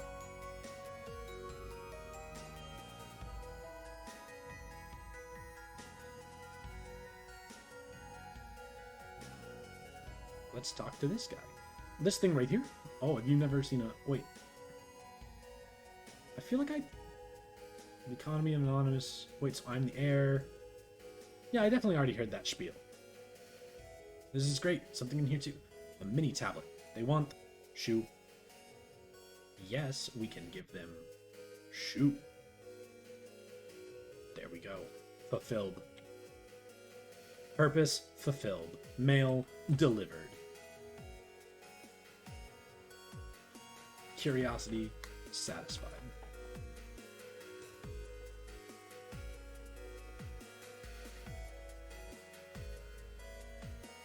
Oh, what's he got? Wanna buy this? It fell from Skya. I guarantee it. Buy the Harlequin for it? Yes. That'll be $5 million boon dollars. Oh, what? You don't have that much? Of course not. No one does. It's impossible. Open it. Exquisite pipe. Okay. No, that's not. I'm dumb. I keep going there for the map. So I think I'm like right here. So if we go up, we can get to this spot. That's where I've wanted to go.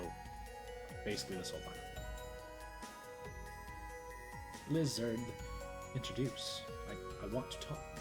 Blub, blub. That's my way of saying go over there and check it out. Blub can basically mean anything I want it to mean. It's really cool to have a bullshit language. A thing to look at. Right. There's nothing inside. Should we put something in there? Not yet. A good place to keep... You should try to use your telescope here. Okay. Can we access the telescope? No, it's behind a couple of things.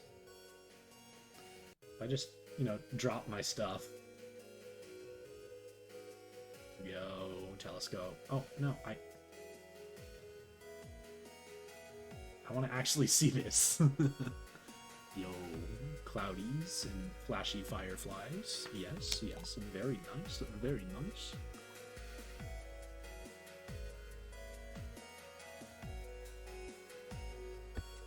An incredibly precarious spire that our house is sitting atop. And now we can just grab our stuff. I love the functioning Sylladex. This is all I've ever wanted out of a Homestuck game. I just want functioning Sylladex. Let's double check the map. So we've been up there. I think we've been to all of these spaces. I think okay, so that's like the way like onward. I don't think we can really get down here below this stuff. I think we've been everywhere. Let's head out. So basically just straight south. Yeah. We are done with this section.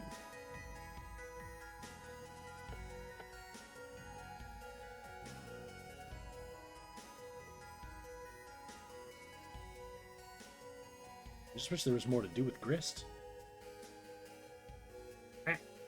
Nope. Get swerved, get dodged. Oh, look at the pro gaming, the speed strats. We're just dodging past enemies, skipping encounters. Oh yeah. Did y'all see that sequenced skip? This is pro speedrunning technique. John, this will lead you to a new frontier in this land. Are you sure you are done with this place and ready to move on? There may have been some things you missed. Ooh. Recursive, you are my like main person on did I miss interesting things inside flashes. Did I miss anything? I think I got all like the normal stuff. So unless it's like secret stuff. Unless it's some secret stuff that I missed. I think we're ready to go. Right? Yeah, I think we're ready to go. We're gonna go. Click.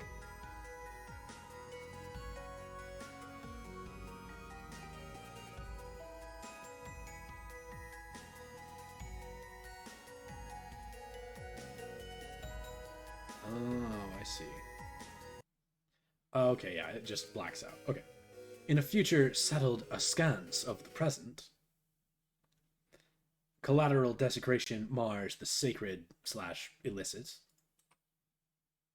Wow, someone is having a. The worms can shoot lasers. Oh no, AR. Oh shoot, he did it. He really is kind of a crack shot. Wow. Oh no, another one. The mayor. Oh, he's got the pumpkin with the symbol. Uh oh. Uh oh. It's like, wait a second. Nope, nope, nope, nope. He nopes the fucking. He surrenders to the mayor. Yes. All hail the great mayor. Oh shoot. She's got a sword. Oh no. Oh dear. Oh gosh. In the mystic ruins of an era pre-desecration, it's cheap. An ancient time capsule has blossomed. You find nested in its petals a juice-stained Esperb beta, once belonging to one of your friends. What will you do? Jade, take the discs. Heck yeah. You captchalogue the Esperb beta. It uneventfully tucks itself into your Silodex. You think you're getting kind of bored with this fetch modus. You like to mix it up now and then. Maybe you'll peruse your selection and try out another one. Do we need to take another look at her selection? She's got what? Like a whole bunch of games? Guess who? E.g. Jenga. Jenga. I wish these would tell you a little more. But Switch to Jenga modus. You swap your modus to Jenga, ejecting your Silodex in the process. Looks like the time capsule has reset itself. It is sprouting a new bud. Presumably something else will come out when it blooms again in about 400 years. Too bad you won't be around to find out what it is. Your modus grabs the 18 cards needed to set itself up. It divides each card into 3 captchalogue blocks. You begin picking up your items. The item is captchalogue, chopped into 3 blocks and evenly and distributed randomly into the block tower. You gather up the rest of your items. Might as well try it out. You go for all the blocks containing your Tangle Buddies. Careful. Careful. Jenga. Oh no, she fell asleep. Oh, Jade. Jade, switch to your Pictionary modus. Yeah, that one's obviously not going to work. You switch to Pictionary. A better choice. A choice based on a strong whim from the mysterious ethers of democracy. Dude. Poor Jenga. Well, Jade, try out your new Pictionary modus. Okay, you start by trying to grab your lunch top. After you ditch an unwelcome solicitor first, that is. You've got to concentrate here. Let's draw your lunch top. Oh man, this one makes it hard to get things. You draw a really nice looking squiddle lunchbox on the captchalogue scribble pad. The modus recognizes what you were trying to draw and snaps it right up. Nice going. Well, Jay, let's captchalogue the beta. Look at these fabulous beta envelopes you just drew. Your Silodex thinks they're fabulous too. Yeah. Quick, random scribbling. You do a very quick doodle of nothing in particular. The scribble pad appears to be processing the shapes. Is that Charles Dutton? What? Does it take up a card? Since you do not actually have a Dutton photo lying around, the pad captchalogues a Dutton photo ghost image. It is not a tangible item and can never be used ever. It seems to be more of an imprint on the card itself, like a watermark. However, the back of the card does seem to contain a viable captcha code for a real Dutton photo, for whatever it's worth, which is very little. Well, Jade, draw a pumpkin. Yay. You sketch a beautiful, succulent pumpkin, knowing perfectly well that a pumpkin ghost image will be captcha logged because you are quite sure there is not a pumpkin in this room, and there surely never will be. Nope. You captcha log a pumpkin ghost image. At least you have the captcha code for it on the back in case you ever want to replicate a real one. Oh no! It's so hard to read. It's like, jeez, that's very hard to read. My goodness. Well, let's get the rest of our items. Weird glove things. You start by drawing your Tangle Buddies, but it looks like it's having trouble understanding the shapes. Darn, you wanted those. Captcha log your base on the card with the Dutton ghost image. Oh yeah. It's not up to you to say what card it goes on. The modus decides. All you get to do is draw. Anyway, you try sketching your eclectic base. It's kind of hard to draw accurately. Just a normal base. Ugh. No, that's just a ghost image of an ordinary base. That's not right. You try again, focusing on getting all the mechanical details just right. Ah! Oh no! Busted! The jig is up. You're returned to your bedroom without the rest of your loot. You doubt you'll have time to go back and get it. You guess you have inadvertently left your own time capsule there for whatever party may find it in the future. Lucky bastards. Well, Jade, install that beta. The discs are just floating there. Jade. What is Jade's tech? It's so advanced compared to literally everything else on Earth. You get started installing both discs. Might as well get a jump on it to avoid that sort of future drama. Or the sort of future drama that results from poor time management decisions. Jade, pester your chums. Oh gosh, 3 different trolls. In the meantime, you decide to touch base with your pals. No, not those trolls. The troll slum can just sit tight for now. While John pester Rose. Ectobiologist began pestering tentacle therapist. Rose, are you there? I went through the gate. Nana said you might be here too.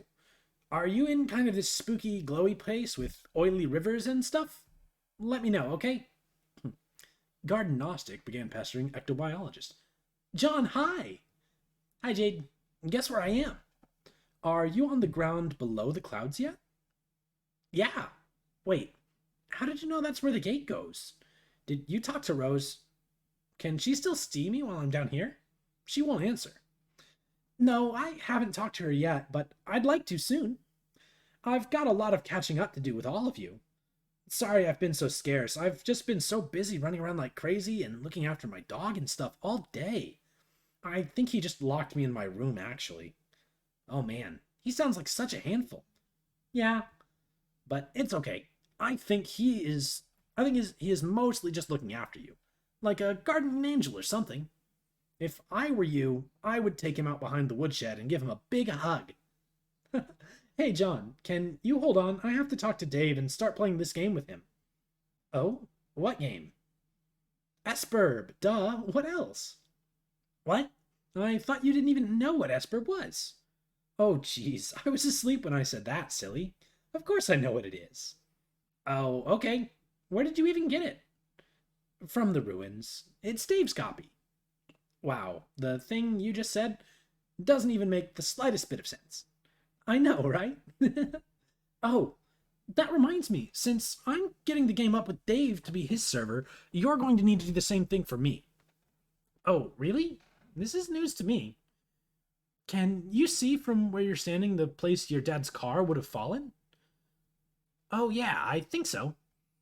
It'll be kind of a long walk, though. This place is huge. You should go there and get your copy of the server and set up with me. Oh, and also get your package. Okay, wait. How did you know my dad's car fell down here? John, will you stop trying to trap me? You told me the car fell, remember? Jeez. Jeez! Okay, fine. Well, color me suspicious anyway, Miss Know-It-All McPsychic Pants. John, I am not any more psychic than you, though. Okay, sure, I am convinced. You have convinced me. Psychic, psychic, psychic. Also, I told you the package was in the car, but I never mentioned that the game was there too. So, kind of totally busted, I guess. Give me a P. Give me an S. Oops, okay. I mean, I know lots of things, but I'm really serious. It's no more information than what you have access to, but you don't know it yet. Anyway, we can talk more about it soon. I won't have to be so coy with you anymore because I'm pretty sure most of the stuff that was supposed to happen has already happened. I couldn't tell you about it because it would have messed it up. Okay, that is fair.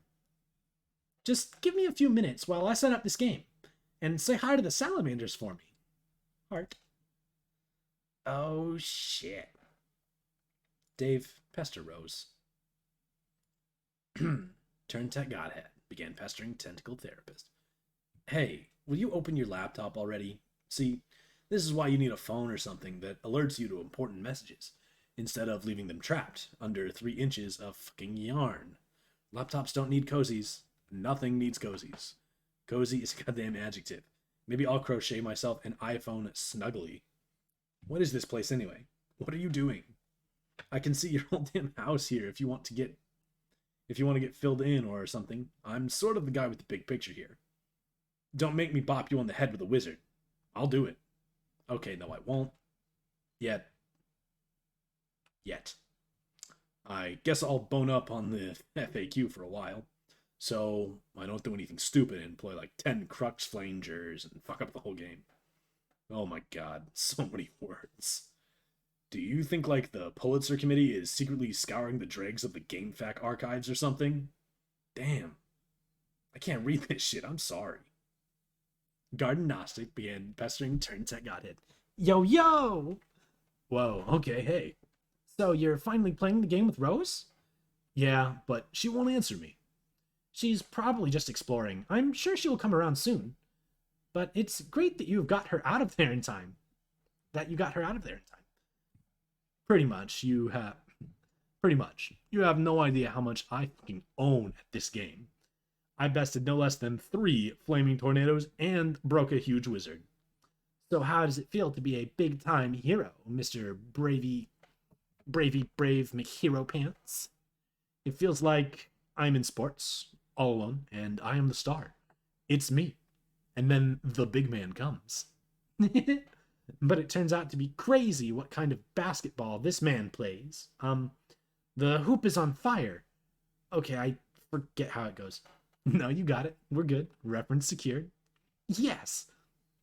So now it is my turn to be the star. I will be your hero. It's me. Wait, what? I installed the game. I'm connecting to you as the server player. Oh man, this is ridiculous. I just set this shit up with Rose, and now I got to do like some double duty thing? I mean, I own it, the game and all, but can't I just relax for half a second? Don't worry. You can keep playing with Rose while I just set up a few things. I figured I'd get a good head start to avoid all the drama you guys are always getting into. Such a bunch of drama queens. What? Look, I was getting my ass handed to me by my bro on the roof for like an hour and a half. I got served like a dude on Butler Island. Drama, drama, drama. Wait, does this mean there's a big meteor coming soon? Yes. When you activate the thing, will it start the countdown and summon the meteor? It'll come when it comes, regardless of what we do. The timer really just lets you know when it's coming. Are you totally sure about all this?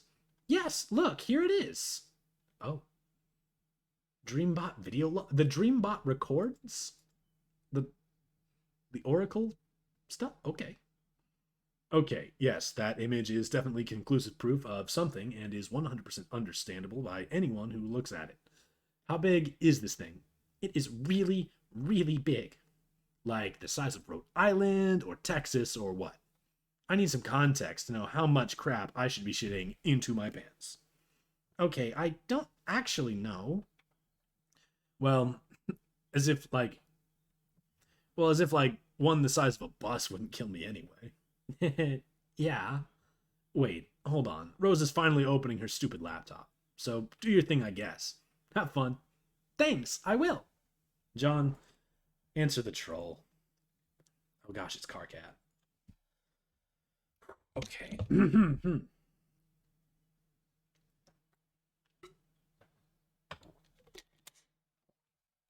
Hey, John, calm the hell down. Ah, how did you find me? Find you? What do you mean? I changed my chum handle to ditch you guys. How did you find me? Oh. Oh. Ha ha. Ha ha ha ha ha ha ha. This is the little word humans say repeatedly when something tickles their absurdity palate, right? Ugh, lame. We never lost you. Your ruse didn't fool us. It just so happens we didn't particularly give a shit about talking to you in that time frame. What, the last few months? We have the entire continuum of your existence to choose from when contacting you. The period was unremarkable. Sort of like your whole life, but I mean it was especially unremarkable. This has been explained to you so often it would make me sick to my human stomach if I had one of your human stomachs. Okay, this time I'll believe you that you aren't human, because the skepticism center of my brain is starting to wear kind of thin, I guess. But you're still a major asshole, and I don't actually want to talk to you, so bye. Wait. I'm not here to troll you this time. We're friends, okay? Oh man, look at this little outburst of little human words I'm saying from my human mouth. Fine, you can think I'm a fucking douche, and maybe I am, but here's the fact, idiot. I've already had lots of conversations with you in the future, I mean your future. I've kind of been working backwards here for a while, and it's a little frustrating. Every time I go further back, you know less and less, and you don't remember anything I said because it hasn't happened yet, and I have to repeat myself a lot, and I'm getting pretty fucking sick of it. That's the dumbest thing I've ever heard. Well, it's not like I mapped out this trolling onslaught very well in advance. I mean, when you troll someone, you just sort of do it. You don't start drawing flowcharts and diagrams and stuff. Wait, you have something to do with this game, don't you? I should have known. Oh god, not again. No. Fuck no. I am not going to explain this to you again. You'll get plenty of dirt on all this from me in future conversations. Tedious conversations. Ones I have already had with you. Where your demeanor will gradually become inexplicitly and revoltingly friendly towards us. And so I guess it was just kind of infectious and now we're all buddies, I think. It's really weird. This human emotion you call friendship. Friendship isn't an emotion, fucknuts. Friendship isn't... oh gosh. Cardcat just shreds my throat. Friendship isn't an emotion, fucknuts. Friendship isn't an emotion, fucknuts. No, dude, my John is off. I can't do John after doing Cardcat. Friendship isn't an emotion, fucknuts. Fuck. Friendship isn't... Okay. I need a cough drop or something because my throat is toast right now. Goodness. Did he just leave him out earlier? Damn, he didn't leave him out. I'm going to have to bug him later. I just need him to leave him. Friendship isn't an emotion, fucknuts. Dude, see, it just doesn't feel right. Ugh. See, that is what I'm talking about. You're much more tolerable a guy than I thought at first. Okay, John? Why are you kissing my ass? What do you want? Why don't you just tell me what's going on? Are you in the medium? Okay, fine. Yes, we are. Like, here in this land with the clouds and oil and stuff? More of this narcissism. You always think everything revolves around you. We have nothing to do with your dumb little windy planet or your petty little quests. Or for that matter, your entire game session. You aren't the only ones playing the game. Every group of players gets their own distinct, blank slate session, as will be explained to you many times. So why don't you just explain it again so I know, so I don't ask so much in the future? No. Fuck this shit. Just no. I'm ending this conversation because I've said it all too many times, and because you can't understand because you are dumb. Wow. Yeah. You're totally not trolling me, bro. I see now we are BFFs forever. The fact that you are dumb is an immutable fact I am stating for the record. It does not mean animosity is what is taking place here. Oh, okay. So what do you want? I need you to tell your friend Jade to talk to us. She won't answer our messages in this time frame. It's important. Yeah, I don't blame her for not answering. She pretty much can't stand you guys because of all the trolling you did before. Remember? Okay, our bad on that. Just tell her we're sorry. And to get her gross and totally unattractive human butt off her ugly human high horse and answer my messages. Maybe. We'll see. I'm still not sold on this friendship thing yet, but I've got to go now and get on with my petty little quests. So, talk to you in the future, I guess? Jerkface. John, search for your father's car.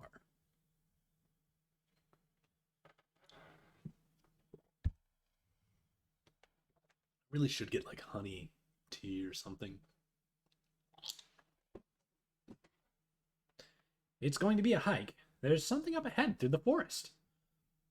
All right, WV, settle this matter in a rational, diplomatic manner. Yo, they're friends now. They chillin'. The mayor brings the peace.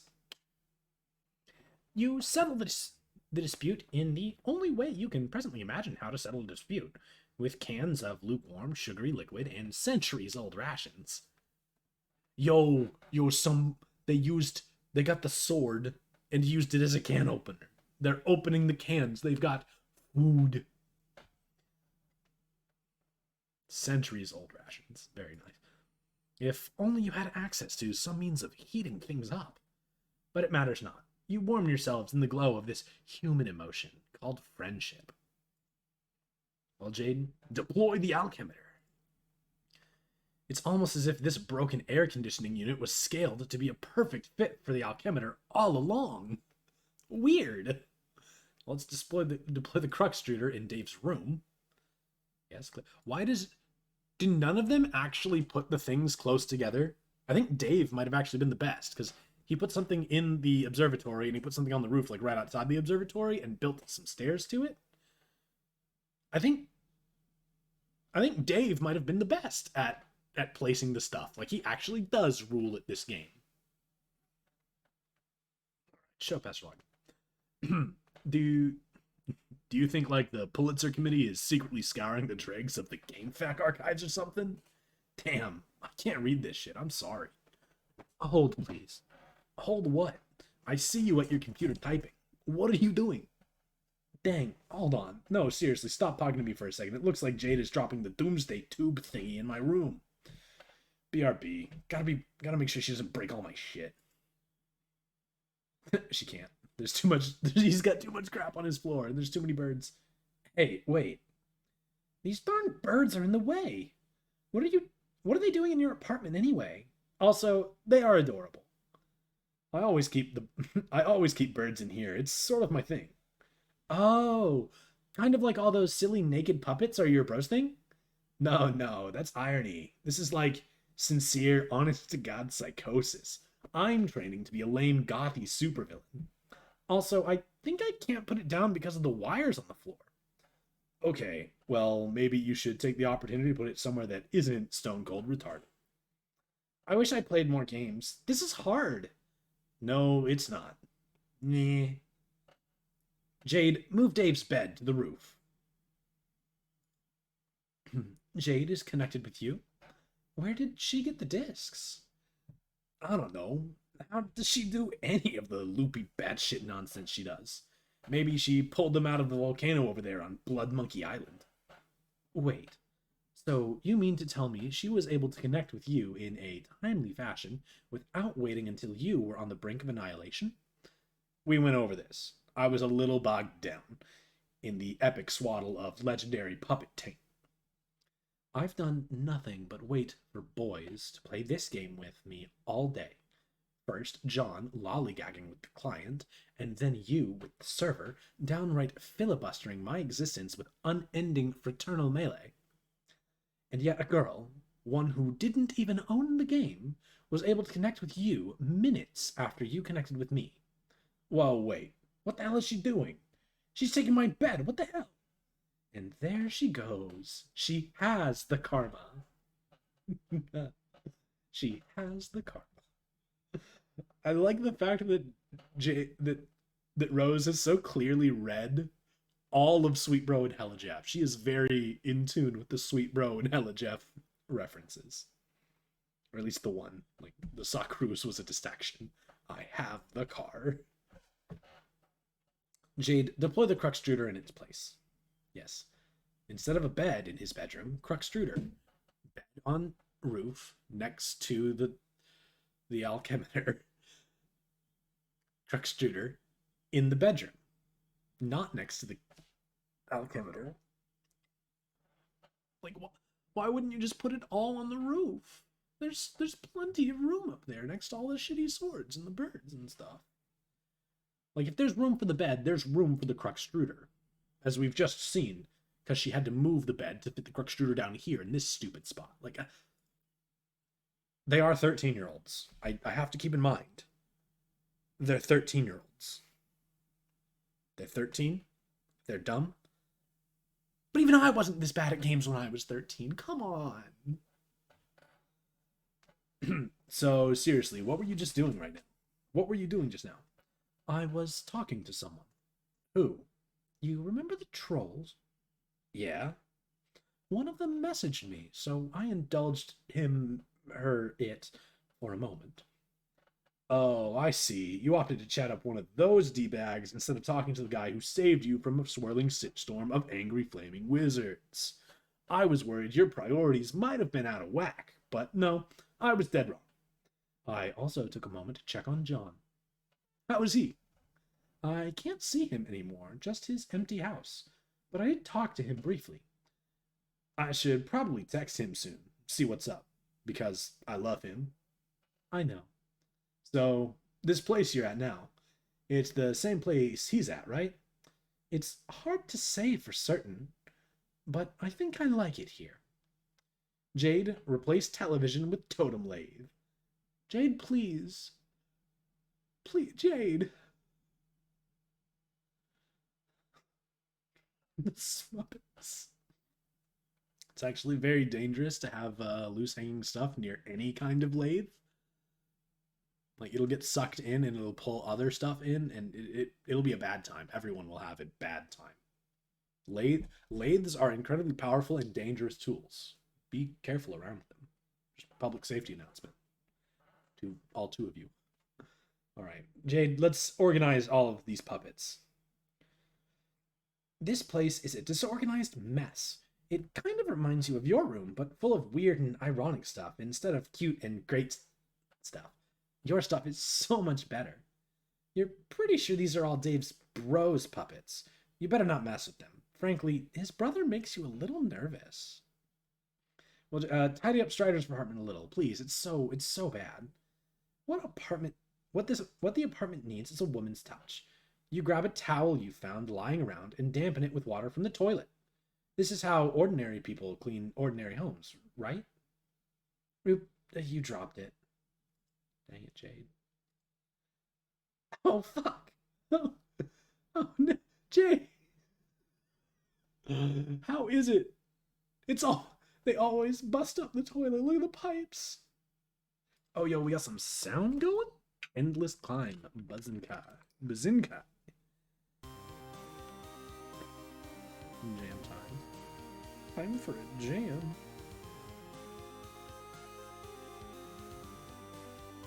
So let's get some water. Gotta hydrate.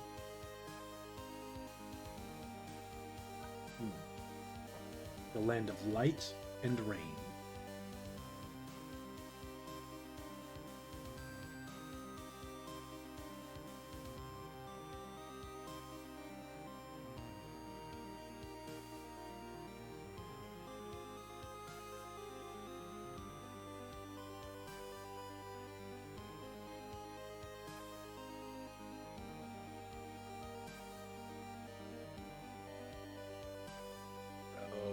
The colors. A wizard.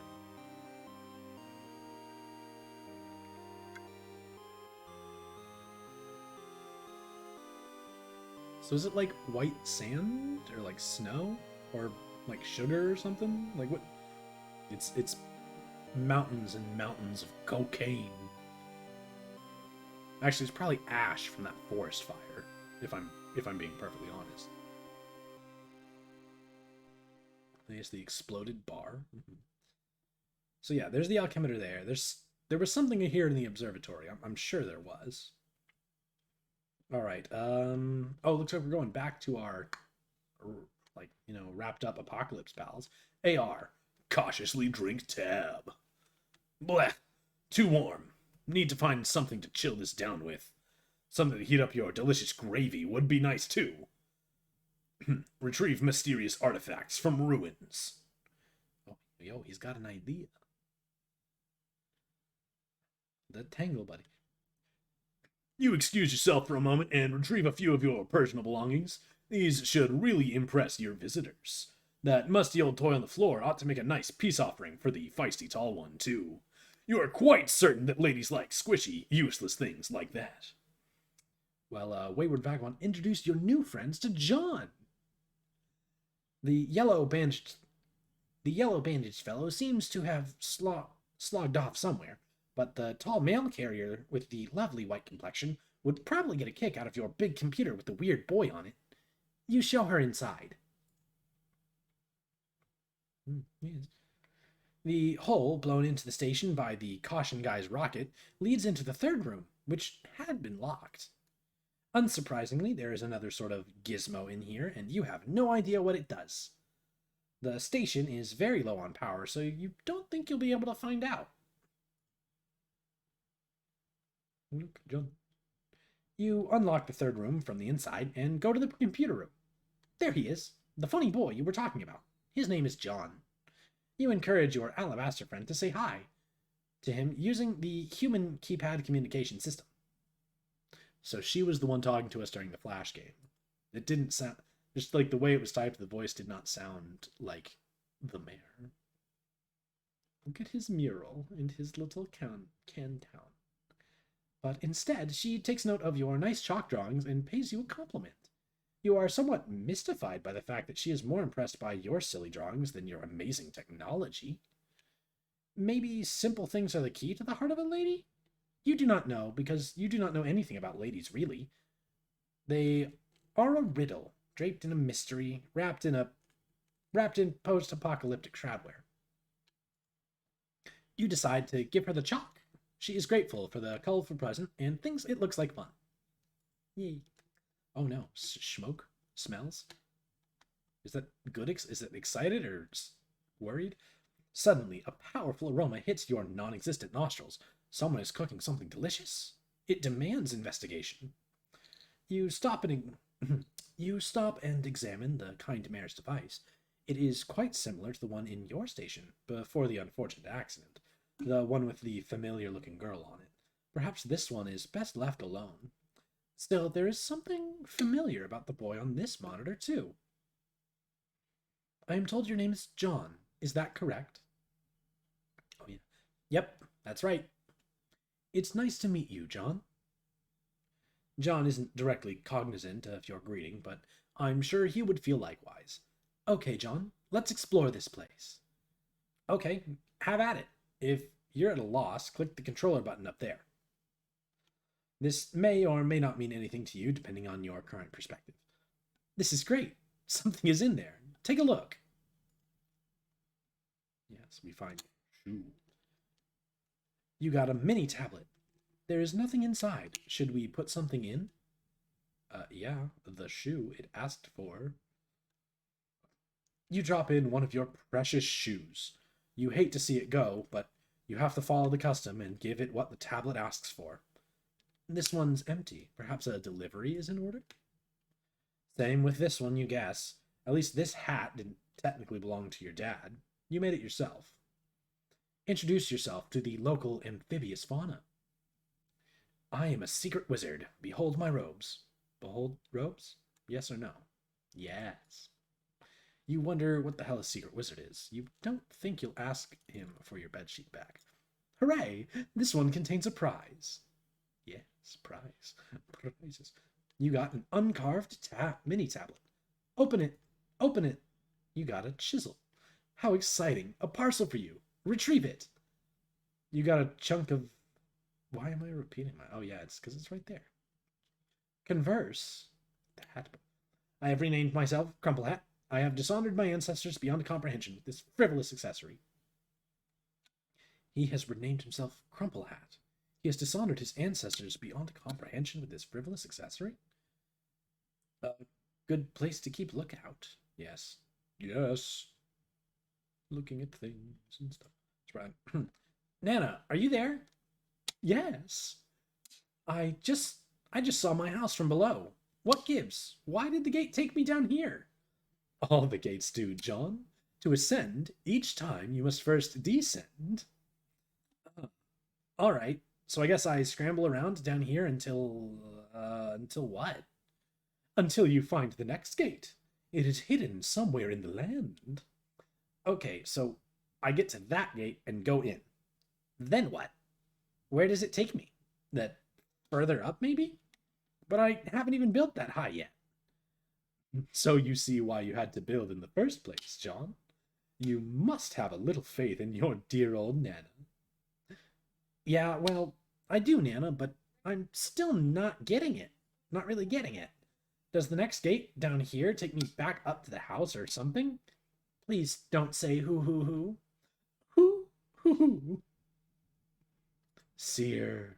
Ooh, it's all swoopy. Seer.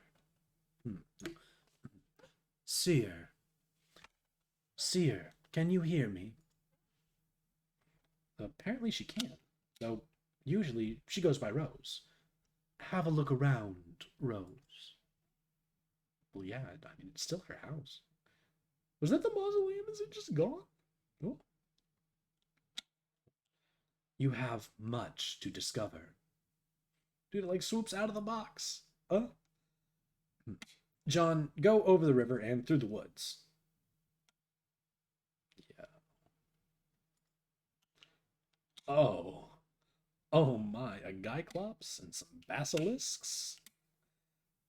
Let's not deal with this yet. Jade, drop the toilet in Dave's room. No, he can never know. Yeet the toilet. Just get rid of it. She just... Oh no. Oh, she fell asleep. Oh no, she dropped it. Onto the Cruxtruder. And there's now toilet water all over the place. That's great. Very nice. The Colonel. This is the worst shitting thing I've ever seen. The thing that just happened. Hi, Dave. Jesus, and the worst thing is, all that juice I drank. I mean, you just had to figure all that juice was going to come back to haunt me. Like Frankenstein's incontinent fucking ghost. It was like Chekhov's juice. What? Let me be perfectly clear. What I am trying to say is, it's like fucking Christmas up in my bladder here. And where do I find my toilet? Oh, look, here it is, amputated in my room, gagged with a towel like a fucking prison hostage, and now the Cruxtruder is counting down. 4 hours. Oh, I guess that's not that bad. 4 hours until what? What? Oh, God. Are you asleep? I think I might be.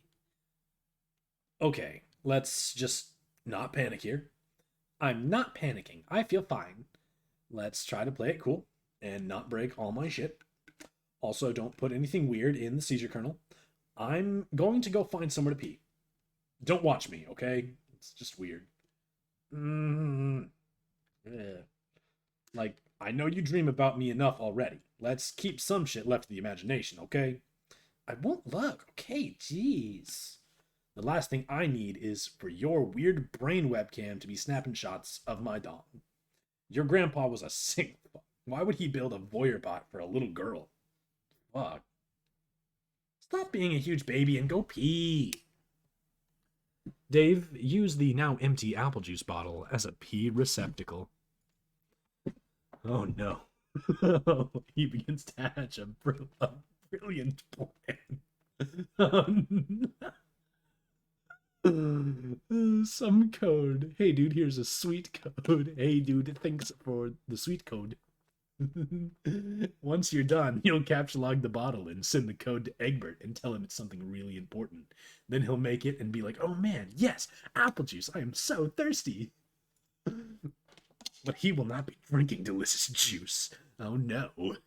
He'll be choking down a world of hot piss, and it will serve him right for liking all those dumbass movies unironically.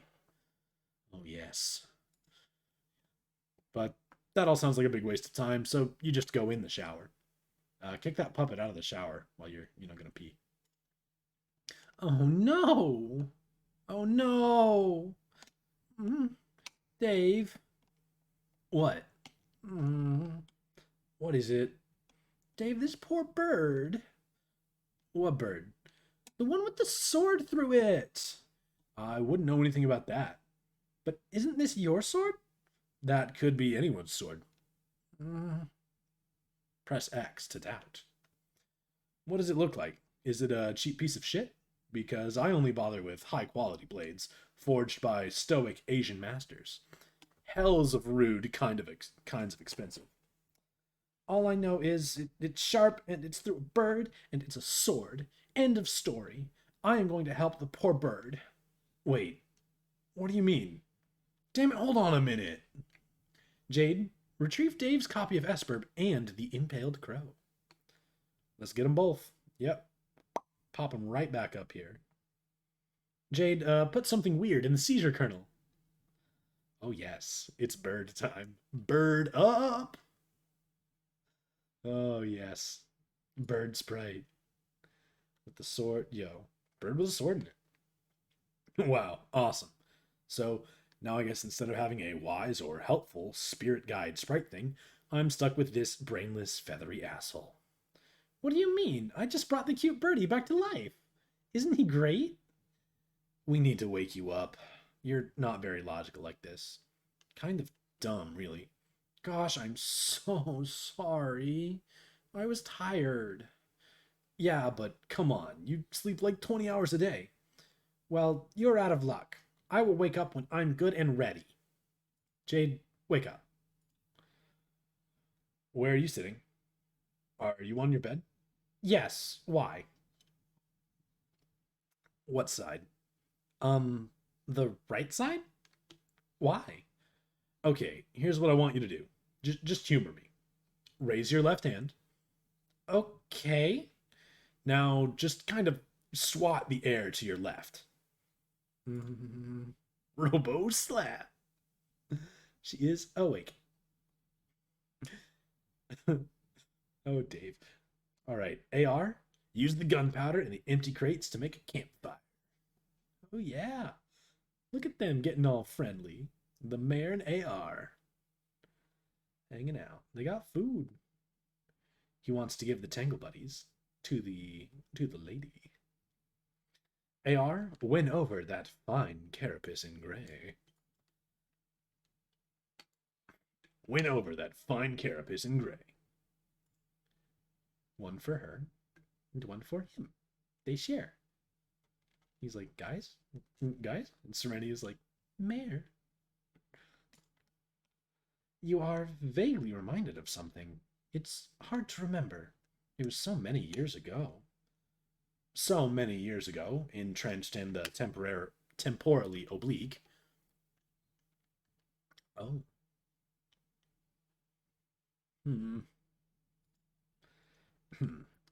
What have we here? What have we here? An illegally parked vehicle? You sure hope this guy's got a swollen pork hollow. He just landed himself in Citation City. AR? Surround the scene with caution tape. This looks much more orderly. Public safety has been assured. Your sworn duty as an authority regulator has been upheld. Time cop. AR? Write the owner of this vehicle a ticket. Parking citation, 10,000 boon dollars. Hello, what do we have here? You discover a couple of unauthorized parcels in the cabin of the vehicle. You confiscate them immediately. You are a simple parcel mistress on one of your routes. Today is another day of uneventful but highly satisfying deliveries. You stop in your tracks. It is a dangerous agent from the enemy kingdom. Perhaps you should avoid him. But you notice he is holding two parcels. You recognize one of them. You have spent a long time looking for it. It looks like you're going to need to get that package from him somehow. John, activate your ghost gloves. We've got some big baddie. Oh dear, he is. I mean, that seems a little better, but not a lot. Sons of bitches are harder to kill than you thought they'd be. Oh no, he grabbed it. He grabbed it. Oh no, he's being bitten. Oh no. Oh geez, John. Oh. That appears to be a very large blunderbuss. I thought Jade's grandpa was dead. Who was that? With the gun? Aiming? Fire? Like blinding the Gyclops? The Gyclops absconds. Yo, he's taking the telescopic Sassa Crusher. Bro. This appears to be like the actual Colonel Sassacre. Like Jade's grandpa or whoever. What? You could have sworn that strange man was holding your copy of Colonel Sassacre's. Future Crew, or Apocalypse Crew, Stargaze. Yo, that's pretty nice. That's a lot of stars. They hanging out. It is a clear and peaceful night. A delicious meal has been shared with new friends. The glow of the ammunition fire gradually subsides. All is well. But you can't shake the feeling there's something familiar about all this. There's something you are forgetting. The spirograph symbol. Oh, she sees. Of course. Now you remember. You must deliver a message to John right away. Women. Wow. PM. Retrieve the package. You conclude you have no choice. You will march right up to him and ask politely for the package. Wait a minute. What's this? It is a carved mini tablet. Ugh, crappy, sorry. This thing. John.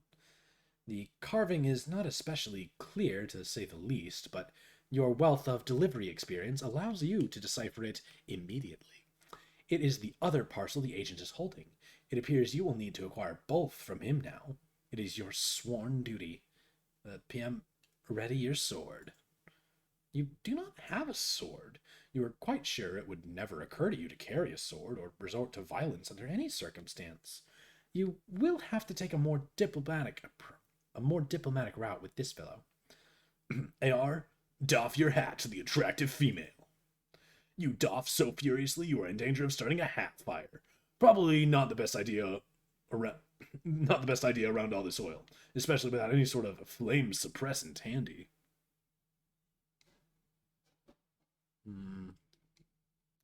PM, retrieve both parcels. He cannot give them to you. They are illegal contraband, and if you wish to petition for their release, you must consult with his superiors. You show him the carved mini tablet. As he can plainly see, you have signed authorization to deliver one of the parcels. He gives you the envelope, but he retains the package. You quickly drop the envelope into an empty pyxis. It is out of your hands now. The breeze will know where to take it. Nice job, parcel mistress. Yeah. You follow the agent. You must not lose track of that parcel. John, chase the man. You want your book. You have some questions for that guy. Whoever he is. But the village is still burning. You've got to help these salamanders put out this fire. John, save the lizards. Okay, you just said they were salamanders. Anyway, thank goodness for your Barbasol bomb. The cooling lather should work its magic in no time.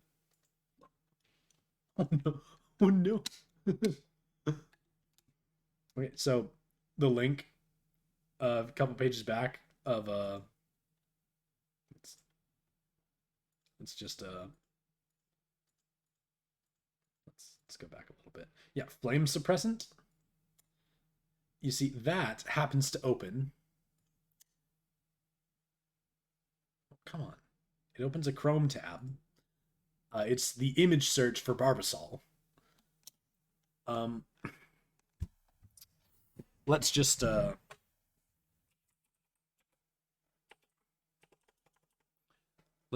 Google: is Barbasol flammable?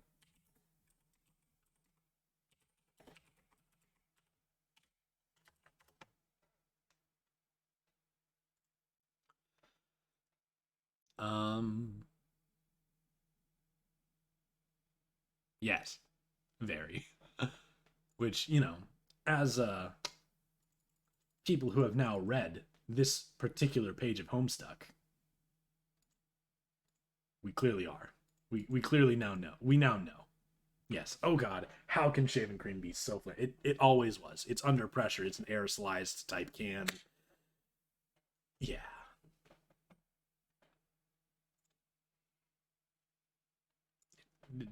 Jeez. He's only managed to make things worse. Has he? Oh, hey, wind. A big gust of wind conveniently comes along and blows out all the fires. It is really convenient.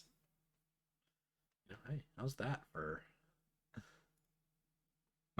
The townspeople rejoice and are more than willing to give you all the credit. You suspect it is probably because they are not all that smart. John, the uncarved tablet you retrieved, do you still have it? Why, yes, it appears you do. Great. I would like you to carve something on it. You seem amenable to this request. It's a little wobbly up on top of all these dancing lizards, though. Not that it matters, because you suck at drawing anyway. Rose, find your sprite. Oh, Rose, find your sprite. Your deceased pet. You wished to speak with him, did you not? Jasper Sprite is nowhere to be found. He always was a little cagey, even when he was alive. Is it not why you are here? Hey, it's Dave. And Vodka Mutini. He's up there, the little guy. Someone is pestering you, but you are oblivious to the message because your laptop is buried under 3 inches of fucking yarn. There are footprints in the white sand. Okay, so it is sand. Confirmed, not mountains of cocaine. That's rough, buddy. Follow them. It looks like they lead out back to the mausoleum. Examine your pet's tomb. The mausoleum was destroyed by the explosion. The secret passage remains. You have no idea where it leads, but it sure isn't the lab anymore. Enter. Dude, it's still all rainbow flashy. Yay. I mean, I guess it's just that way under the rain. It comes out here to a dock that doesn't have a boat, but it does have something else. It seems someone has recently untied a boat. A mother will do whatever is best for her children. Whatever. Wayward Vagabond, become the mayor of Exile Town. Oh gosh, they made an even bigger town with the caution tape and the mailboxes and still the cans. Oh, it's so good. It's very nice. You build a bigger and better town to preside over. All expatriates are welcome, no matter what happened in the past, regardless of professional persuasion or metallurgical affiliation. You cut the town's ribbon with an official judicial bayonet, which is stuck inside a grenade, but you are kind of nervous about removing it. This should catch the eye of the tall, nice lady. The grumpy yellow guy thinks this is dumb. Oh, but he does enjoy being... He thinks it is dumb because any town without a... He thinks it is dumb because any town without a proper militia is as good as conquered. As such, he prepares one begrudgingly. It's a dirty job, but someone must be charged with the defense of the innocent. WV fondly regard desert night. The stars twinkle over the freshly christened exile town. It is a beautiful evening, and the future is so full of promise, you can't imagine what could possibly... Oh my god, a huge eggy-looking thing just appeared in the sky. Okay. Egg. Jade, Give Dave the punch card of an egg-looking thing. Eggy-looking thing. Okay, you do that, and then he makes a totem with it, and then some other stuff happens, and then egg. Egg. The bird lays the egg. Dave, pester Jade. Oh man, awesome! It's awesome where you put that. I was worried we were on the verge of getting some shit done. Durr, Dave. I was gonna build some stairs up there. Durr. Well, where are they? You say there will be stairs, and yet I see no stairs. Gosh, I don't know. I guess I didn't find the time to make them because I was getting punched in the face by robots and stuff? I'm sorry. Am I supposed to break that thing, or hatch it, or what? I don't know. Also, what happened to all my shit? The stuff scattered all over the roof. Did you put it somewhere? Nope. I mean, not that I care. It was a lot of mostly useless garbage, but what was it doing up here? I was going to use it to fight my bro with, but I guess I forgot in the heat of battle.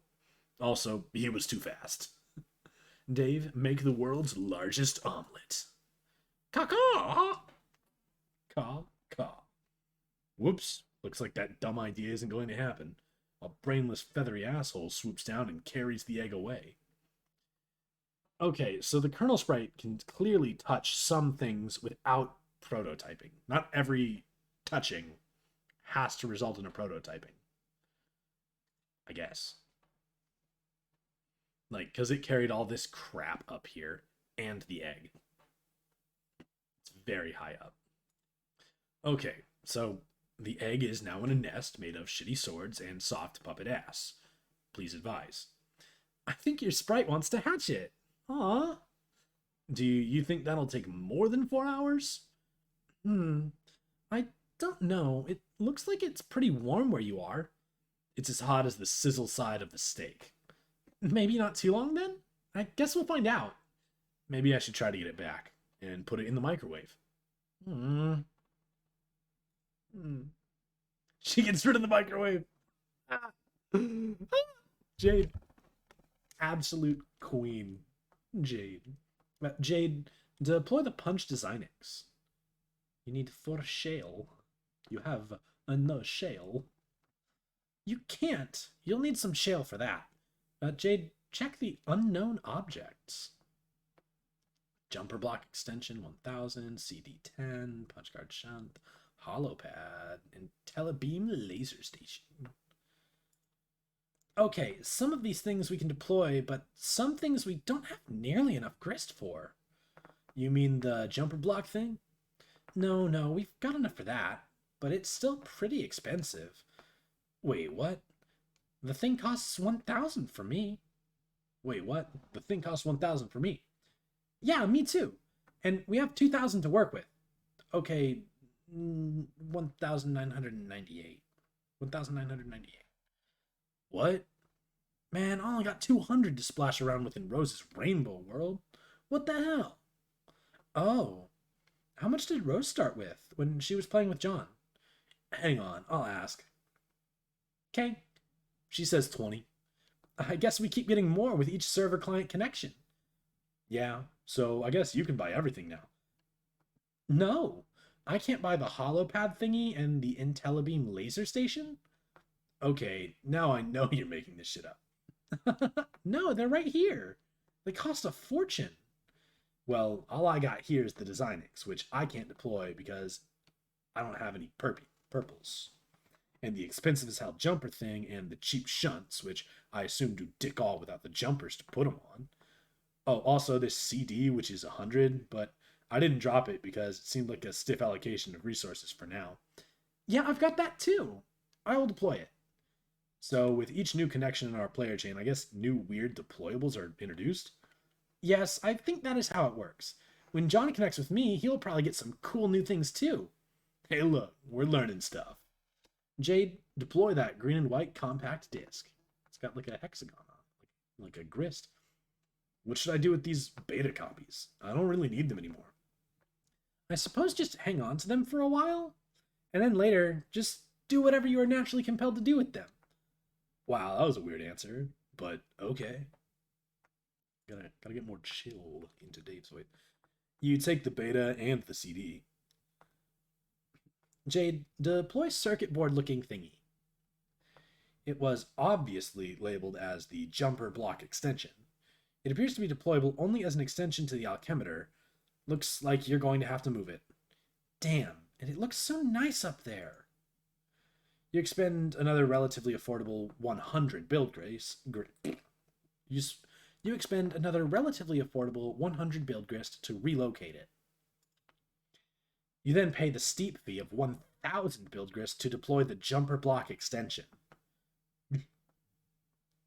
Jade, attempt to deploy Captcha disk drive. Again, the name of the thing was right there in plain sight. You deploy the punch card shunt for peanuts. Looks like a Captcha card is supposed to fit in the slot. Dave, insert the card with the CD on the slot. You put the card in the slot and stick the shunt on the jumper pins. Nothing happens. You might need to stick a punched card in there, probably allowing the holes in the card to affect the flow of current through the circuits. And to punch cards, you'll need to get a design X somehow. Well, Dave, let's try using the disk. Using your computer. Reading disk. Reading disk. I think that's just a simple... All right, install software. Inventing rubber hoists, relating pull reflectors, updating vices, persuading bulbs, graduating chain sealants, publicizing Aether remotes, governing archetype dimmers, launching manifestation systems. Plugin detected. Installing gristtor.exe. Grist torrent. Yeah, we just steal John's. Grist torrent is now running. Dave illegally pirates some of John's shale. He's got plenty.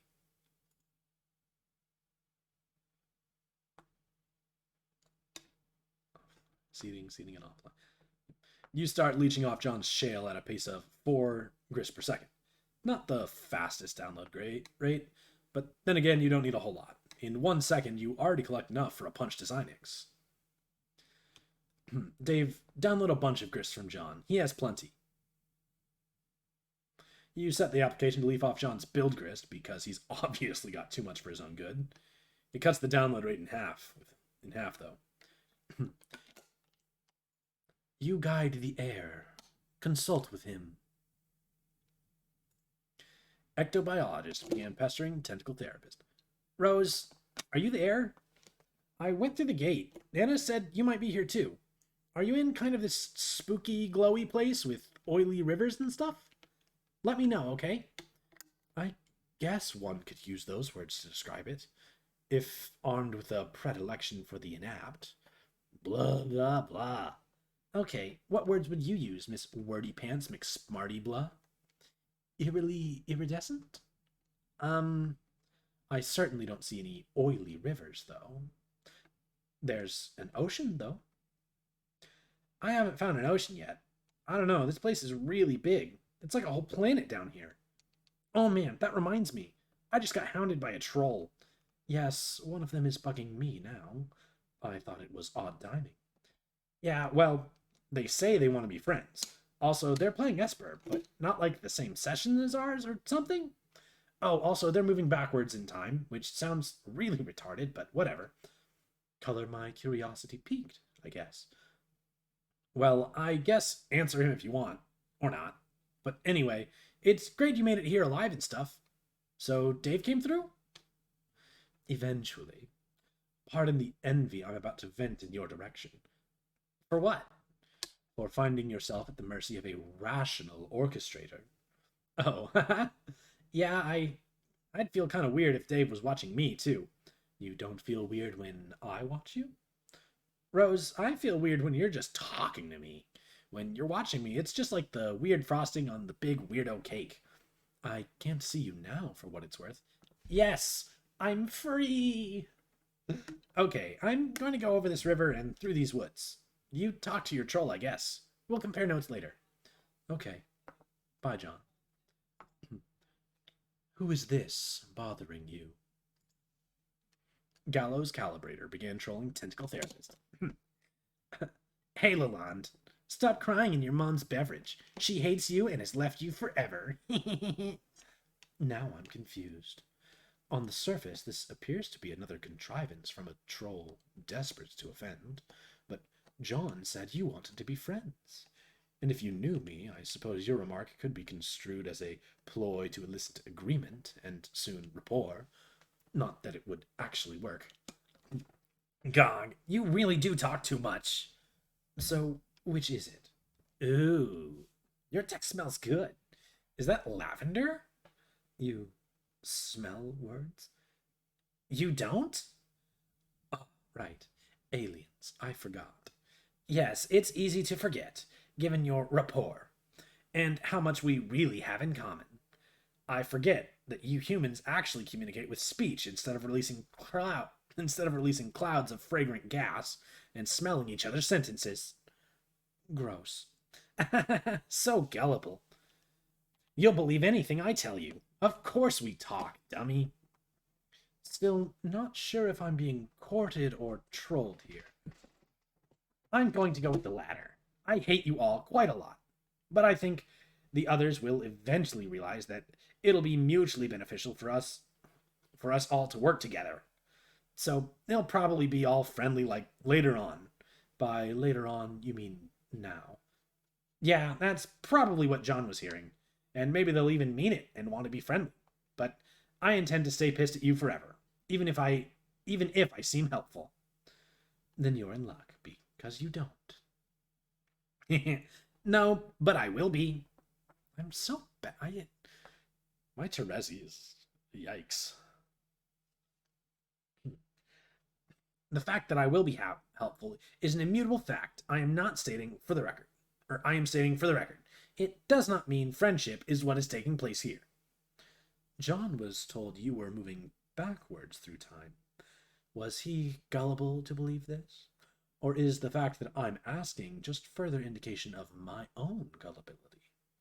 Feel free to continue shifting the definition of the word to suit your convenience. We haven't even been talking to you for long. Like a few minutes from my perspective. If there are some of us who decided to start talking to you at the end of your adventure right off the bat, instead of at the beginning like what's logical, then that's their stupid business. I'm staying linear. Because weird time stuff gives me a headache. It's also pointless. All right, let's continue milking my human gullibility and say I believe you. You're the sensible one who's decided to communicate with us in linear lockstep with our timeline in order to help us out. How can you help me? You just entered your medium, right? Yes. Okay. Does it seem like there is a subtle voice in your head urging you to do things? Yes. It's not so subtle, actually. Yes! Yeah. For me, too, it was more loud and clear than for the others. You see, we are meant to be best hate friends forever. A beautiful soul grudge this cosmic was surely authored by the constellations.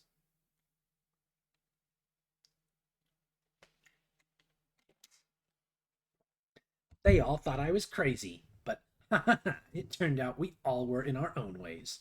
That helped us realize the particular destinies the game put together for us. In the vocabulary of, like, the hyper-flexible mythology it tailors to each player group. You mean, for instance, if a player were to learn she was a seer? Yeah, exactly. Seer of mind, page of breath, knight of blood, maid of time, etc., etc., etc. 12 for us, but obviously 4 for you. Every session is different. And this voice. Oh, yeah, it's an exile.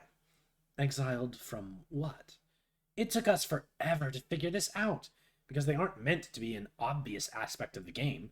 They're on your dead planet, just like they're on ours, years after its reckoning. Their role is to help you on your quest in some ways. The obvious way is by directly guiding your actions. But maybe the more important ways are these little things they do probably without even realizing it. Actions that complete loops in the timeline. Cogs in paradox space. Paradox space? Oh, hell. Listen to... Oh, hell. Listen to the universe. Listen. The universe will eat paradoxes for breakfast, and so will this game. Get used to it. By now, you should realize this whole mess was a big self-fulfilling clusterfuck. A huge, orgiastic Mobius double reach around. I'm starting to see that. So the exiles are on Earth. Does that mean our goal is to get back there too? To resurrect it somehow? No, no, no. See, ironically, they get to do that. After they're done helping you, that is. Your job is of greater consequence, to say the least, but part of their job is to rebuild life and civilization there. And if they're successful in thousands or millions of years, the technology is unearthed and the planet is ripe for seeding all over again. You never answered the question. Where were they exiled from? From the two kingdoms in the Incipisphere. Expatriated during the Reckoning. Former agents. What are agents? I think this will be more constructive if I contact you again in a little while. When you know more. And I don't have to explain so much. When? In a couple of seconds. For me. But not for you. Sucker. Meanwhile, the past pulls a mean double reach around. It's Jade. The John and Carcat. Ugh. These are all really high voices. Yeah. John. Yeah. Whiny.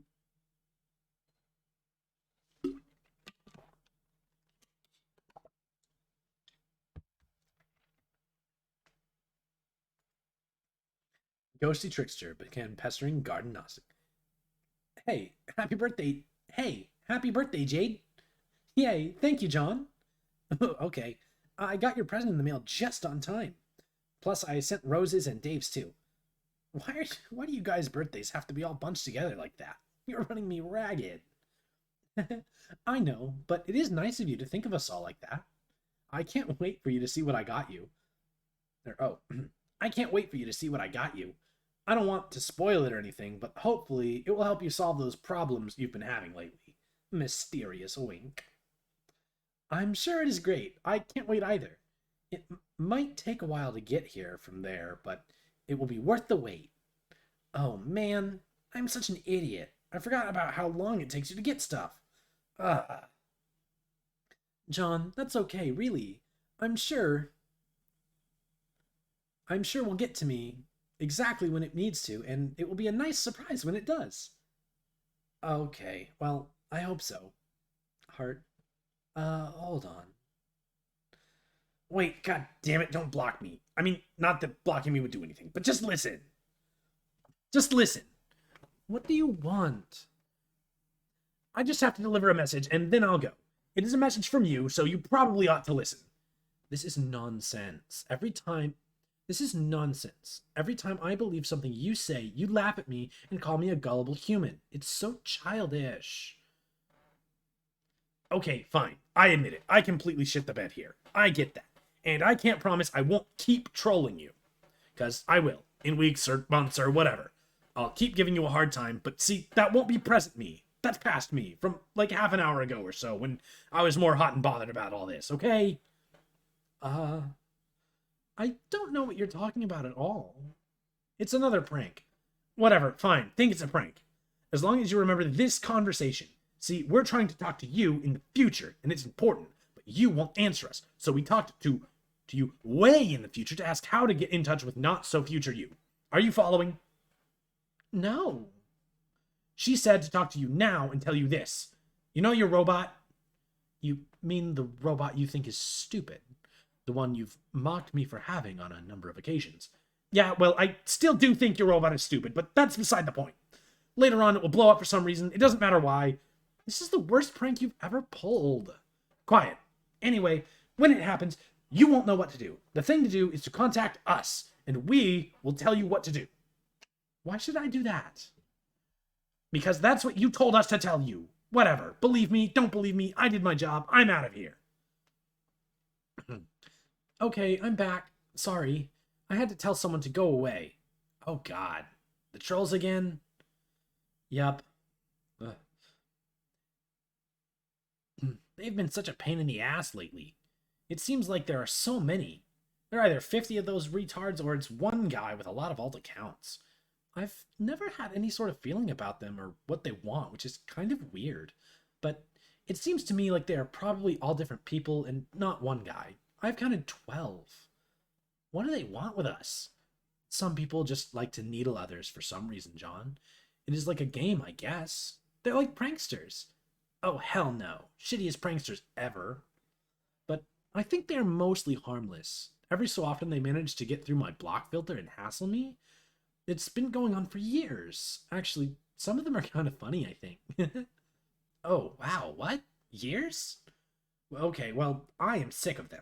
I've been thinking of changing my pestering channel to throw them off, so I guess I'm gonna do that. Ah, yes. More shouting.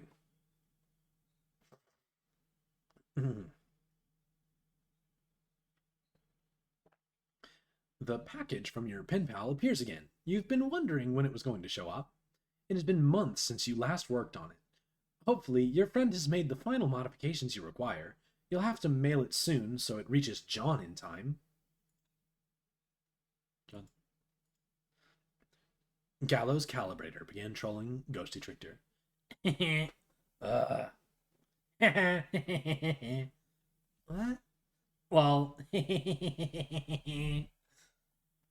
well, I guess you're not too bad a troll if this is all you do, just laughing and stuff.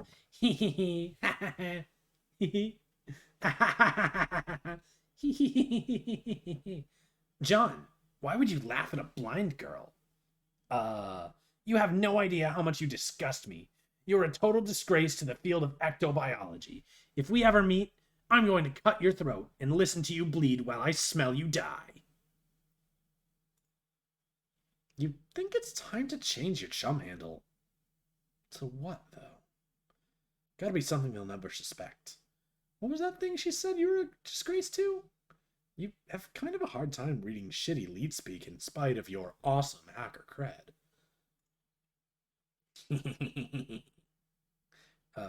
PM, follow the agent. You have followed the authority regulator into enemy territory. It is a risky move, and this dark palace makes you very uncomfortable. But it is imperative you press on and recover that parcel. You have brought along a parking citation. If confronted, you will say you are only here to deliver payment and leave. You have no idea where you're going. You are too nervous to ask anyone. Diamonds through. You take a turn somewhere and find an especially regal-looking red carpet. You wonder where it could possibly lead. Uh-oh. Oh, that's the Black Queen. She got the one-arm gun. And the silly hat and the tentacle things. Oh, all the prototypings apply. So basically, because she has to wear the stuff, she makes everybody else wear the stuff. Absolute power move. The Black Queen directs you to the office of the Archagent. He is in charge of most of the tedious paperwork around here. Rose, I must leave now. This is the last you will hear from me. That's a lot of cookies. Find your sprite. Realize your purpose. You return to a more typical mindset. You suddenly feel empowered to make important decisions on your own without supervision, parental or otherwise. Rose, sip martini thoughtfully, such as this one. Just a tiny sip couldn't hurt. Blah! Grody. Fourth exile, suddenly appear. A windswept questant suddenly appears. You're just teleporting out of the egg? Okay. Egg. PM, command John to put the carved tablet into a Pixis. You follow the command telling you to command John to put a carved tablet in the Pixis and type, John, put the carved tablet into the Pixis. You successfully do that, and he successfully does that too. Everyone is friendly and cooperative. Mail. Egg. Yes, the sound of egg. What the hell was that? It almost sounded like a huge egg appeared in the sky and landed. Then someone mysterious teleported out of it. Other PM, locate the Archagent. Oh no, it's an even sillier costume they're making him wear. You find the agent's office, but he is nowhere to be found. You eye something on the desk there. Grab the box and run. Let's go. If you act quickly enough, maybe you can grab the package and get out of here before... Can I help you? Mr. Noir tells you that ticket had better be notarized and punched in triplicate and presented with the full $1 penalty plus processing fees, or you are wasting valuable time he could otherwise spend shirking his clerical duties. Ticket? Oh, this thing? Look at that. You are holding a ticket. How did that get in your hand? It belongs on the desk with the others. No, you're not here to pay a parking ticket. You explain to the frightening man that you are here to pick up that green parcel. Jack makes it clear he would rather stab something to death than process the avalanche of paperwork needed to release the confiscated freight. Also, any legit courier would have the pickup forms ready to go. In spite of how he's supposed to be dressed, but now isn't, he ain't nobody's fool. But perhaps an understanding can be reached. He gives you a hit list.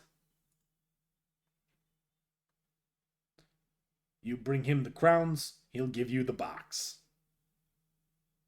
Jack, examine the package. The parcel mistress departs with her mission of double agency. You wonder if she'll actually be so foolish as to attempt to uphold her end of the lopsided bargain. You make a policy of handing out a regisword and a hit list to just about everyone who enters your office, but you never think anyone's actually going to go through with it. You wish you could watch. She's a dead woman. You wonder why she's so desperate to acquire this package. What could be inside? Jack, open it. Oh, he is surprised. Dave, punch some cards. You've leached more than enough grist from John to afford a punch to Signings, which for some reason Jade put in the hallway, making it kind of hard to walk through your apartment, but whatever. You also have plenty of grist for messing around with the alchemitor to manufacture some new gear if you want, but you'd like to figure out what the jumper block does first. Jade keeps dropping a weird assortment of objects for you to captchalogue and punch. You've given up trying to identify any rhyme or reason to the thought process behind it. Dave, put a punched card in the shunt. You put the punched blender card in a shunt just for the hell of it, and stick it on the jumper pins. The alchemitor is fitted with a blender upgrade. This upgrade doesn't seem all that useful. Looks like all it does is grind up your totems. Dave, use the punched Game Bro magazine card. Oh, it's a giant Game Bro bust. The alchemitor is upgraded with a huge metal bust of this awesome bro. The device has been reduced to an utterly useless heap of shit. Time to yank out all the shunts and start over. Jade, draw the punch designings.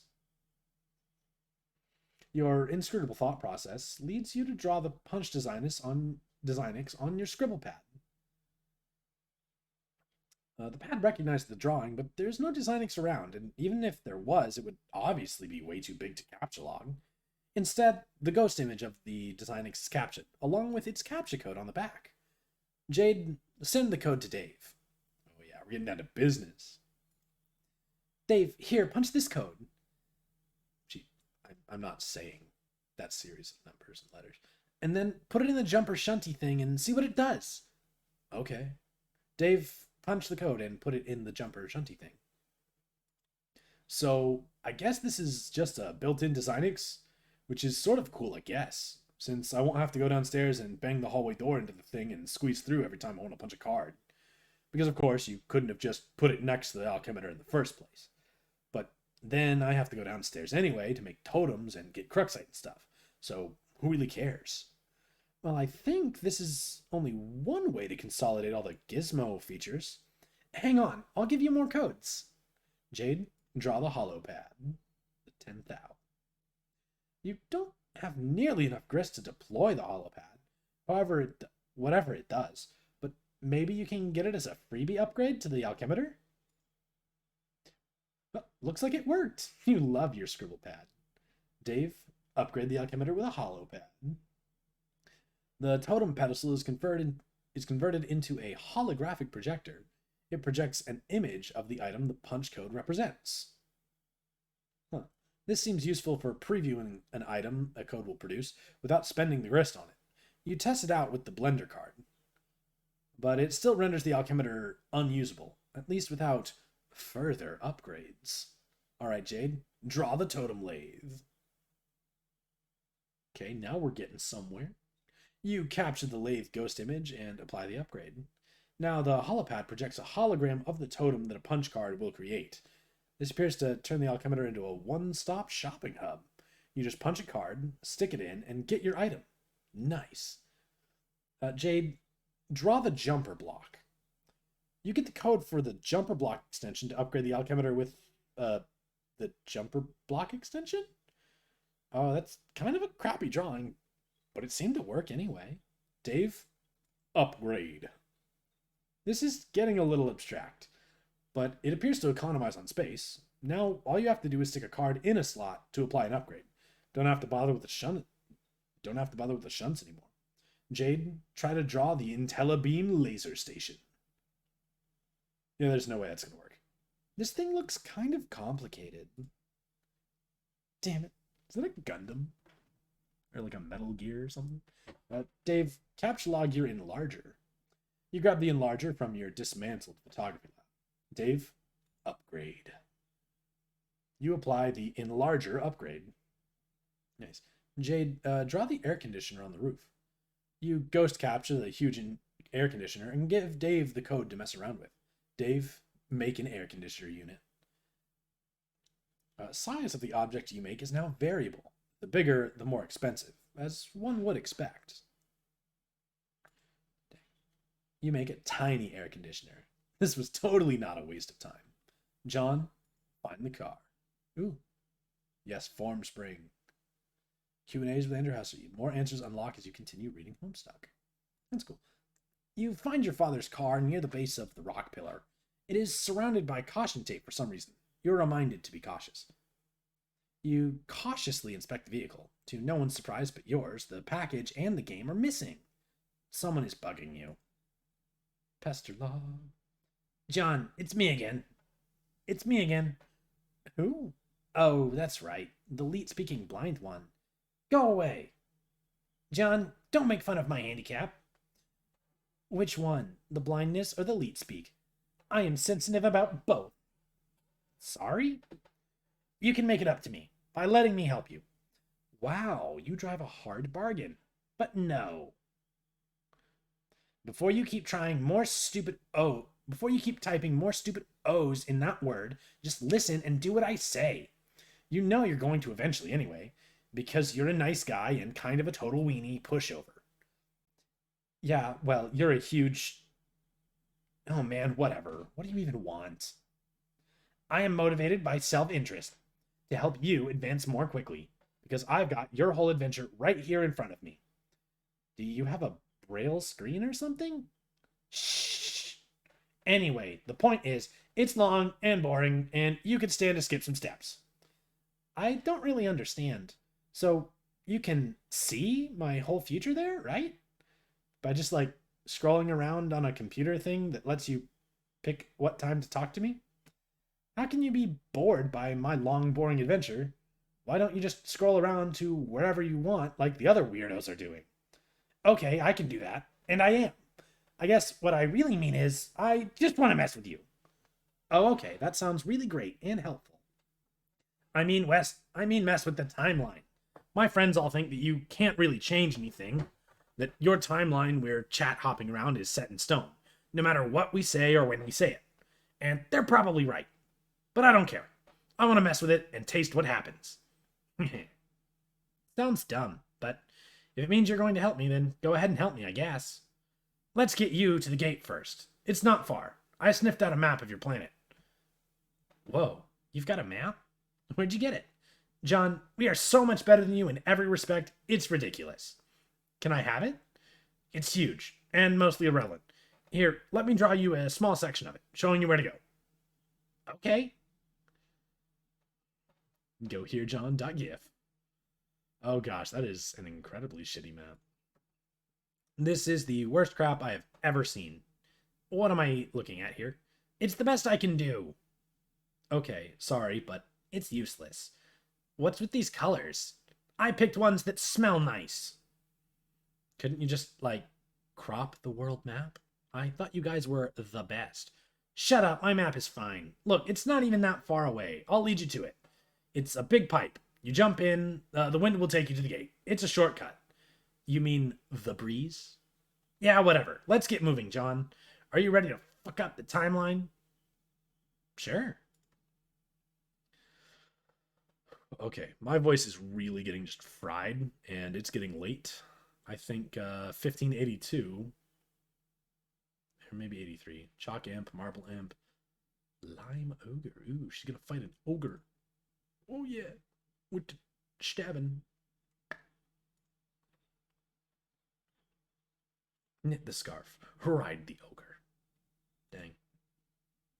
Answer Dave. Okay. All right, so we've actually got some other stuff. We're gonna save. Where are we at now? 1588. Oh no. Oh dear. Oh gosh. It's like 88. Good thing I literally just committed that to memory. I think we are gonna shut down for the night. It is nearly 11.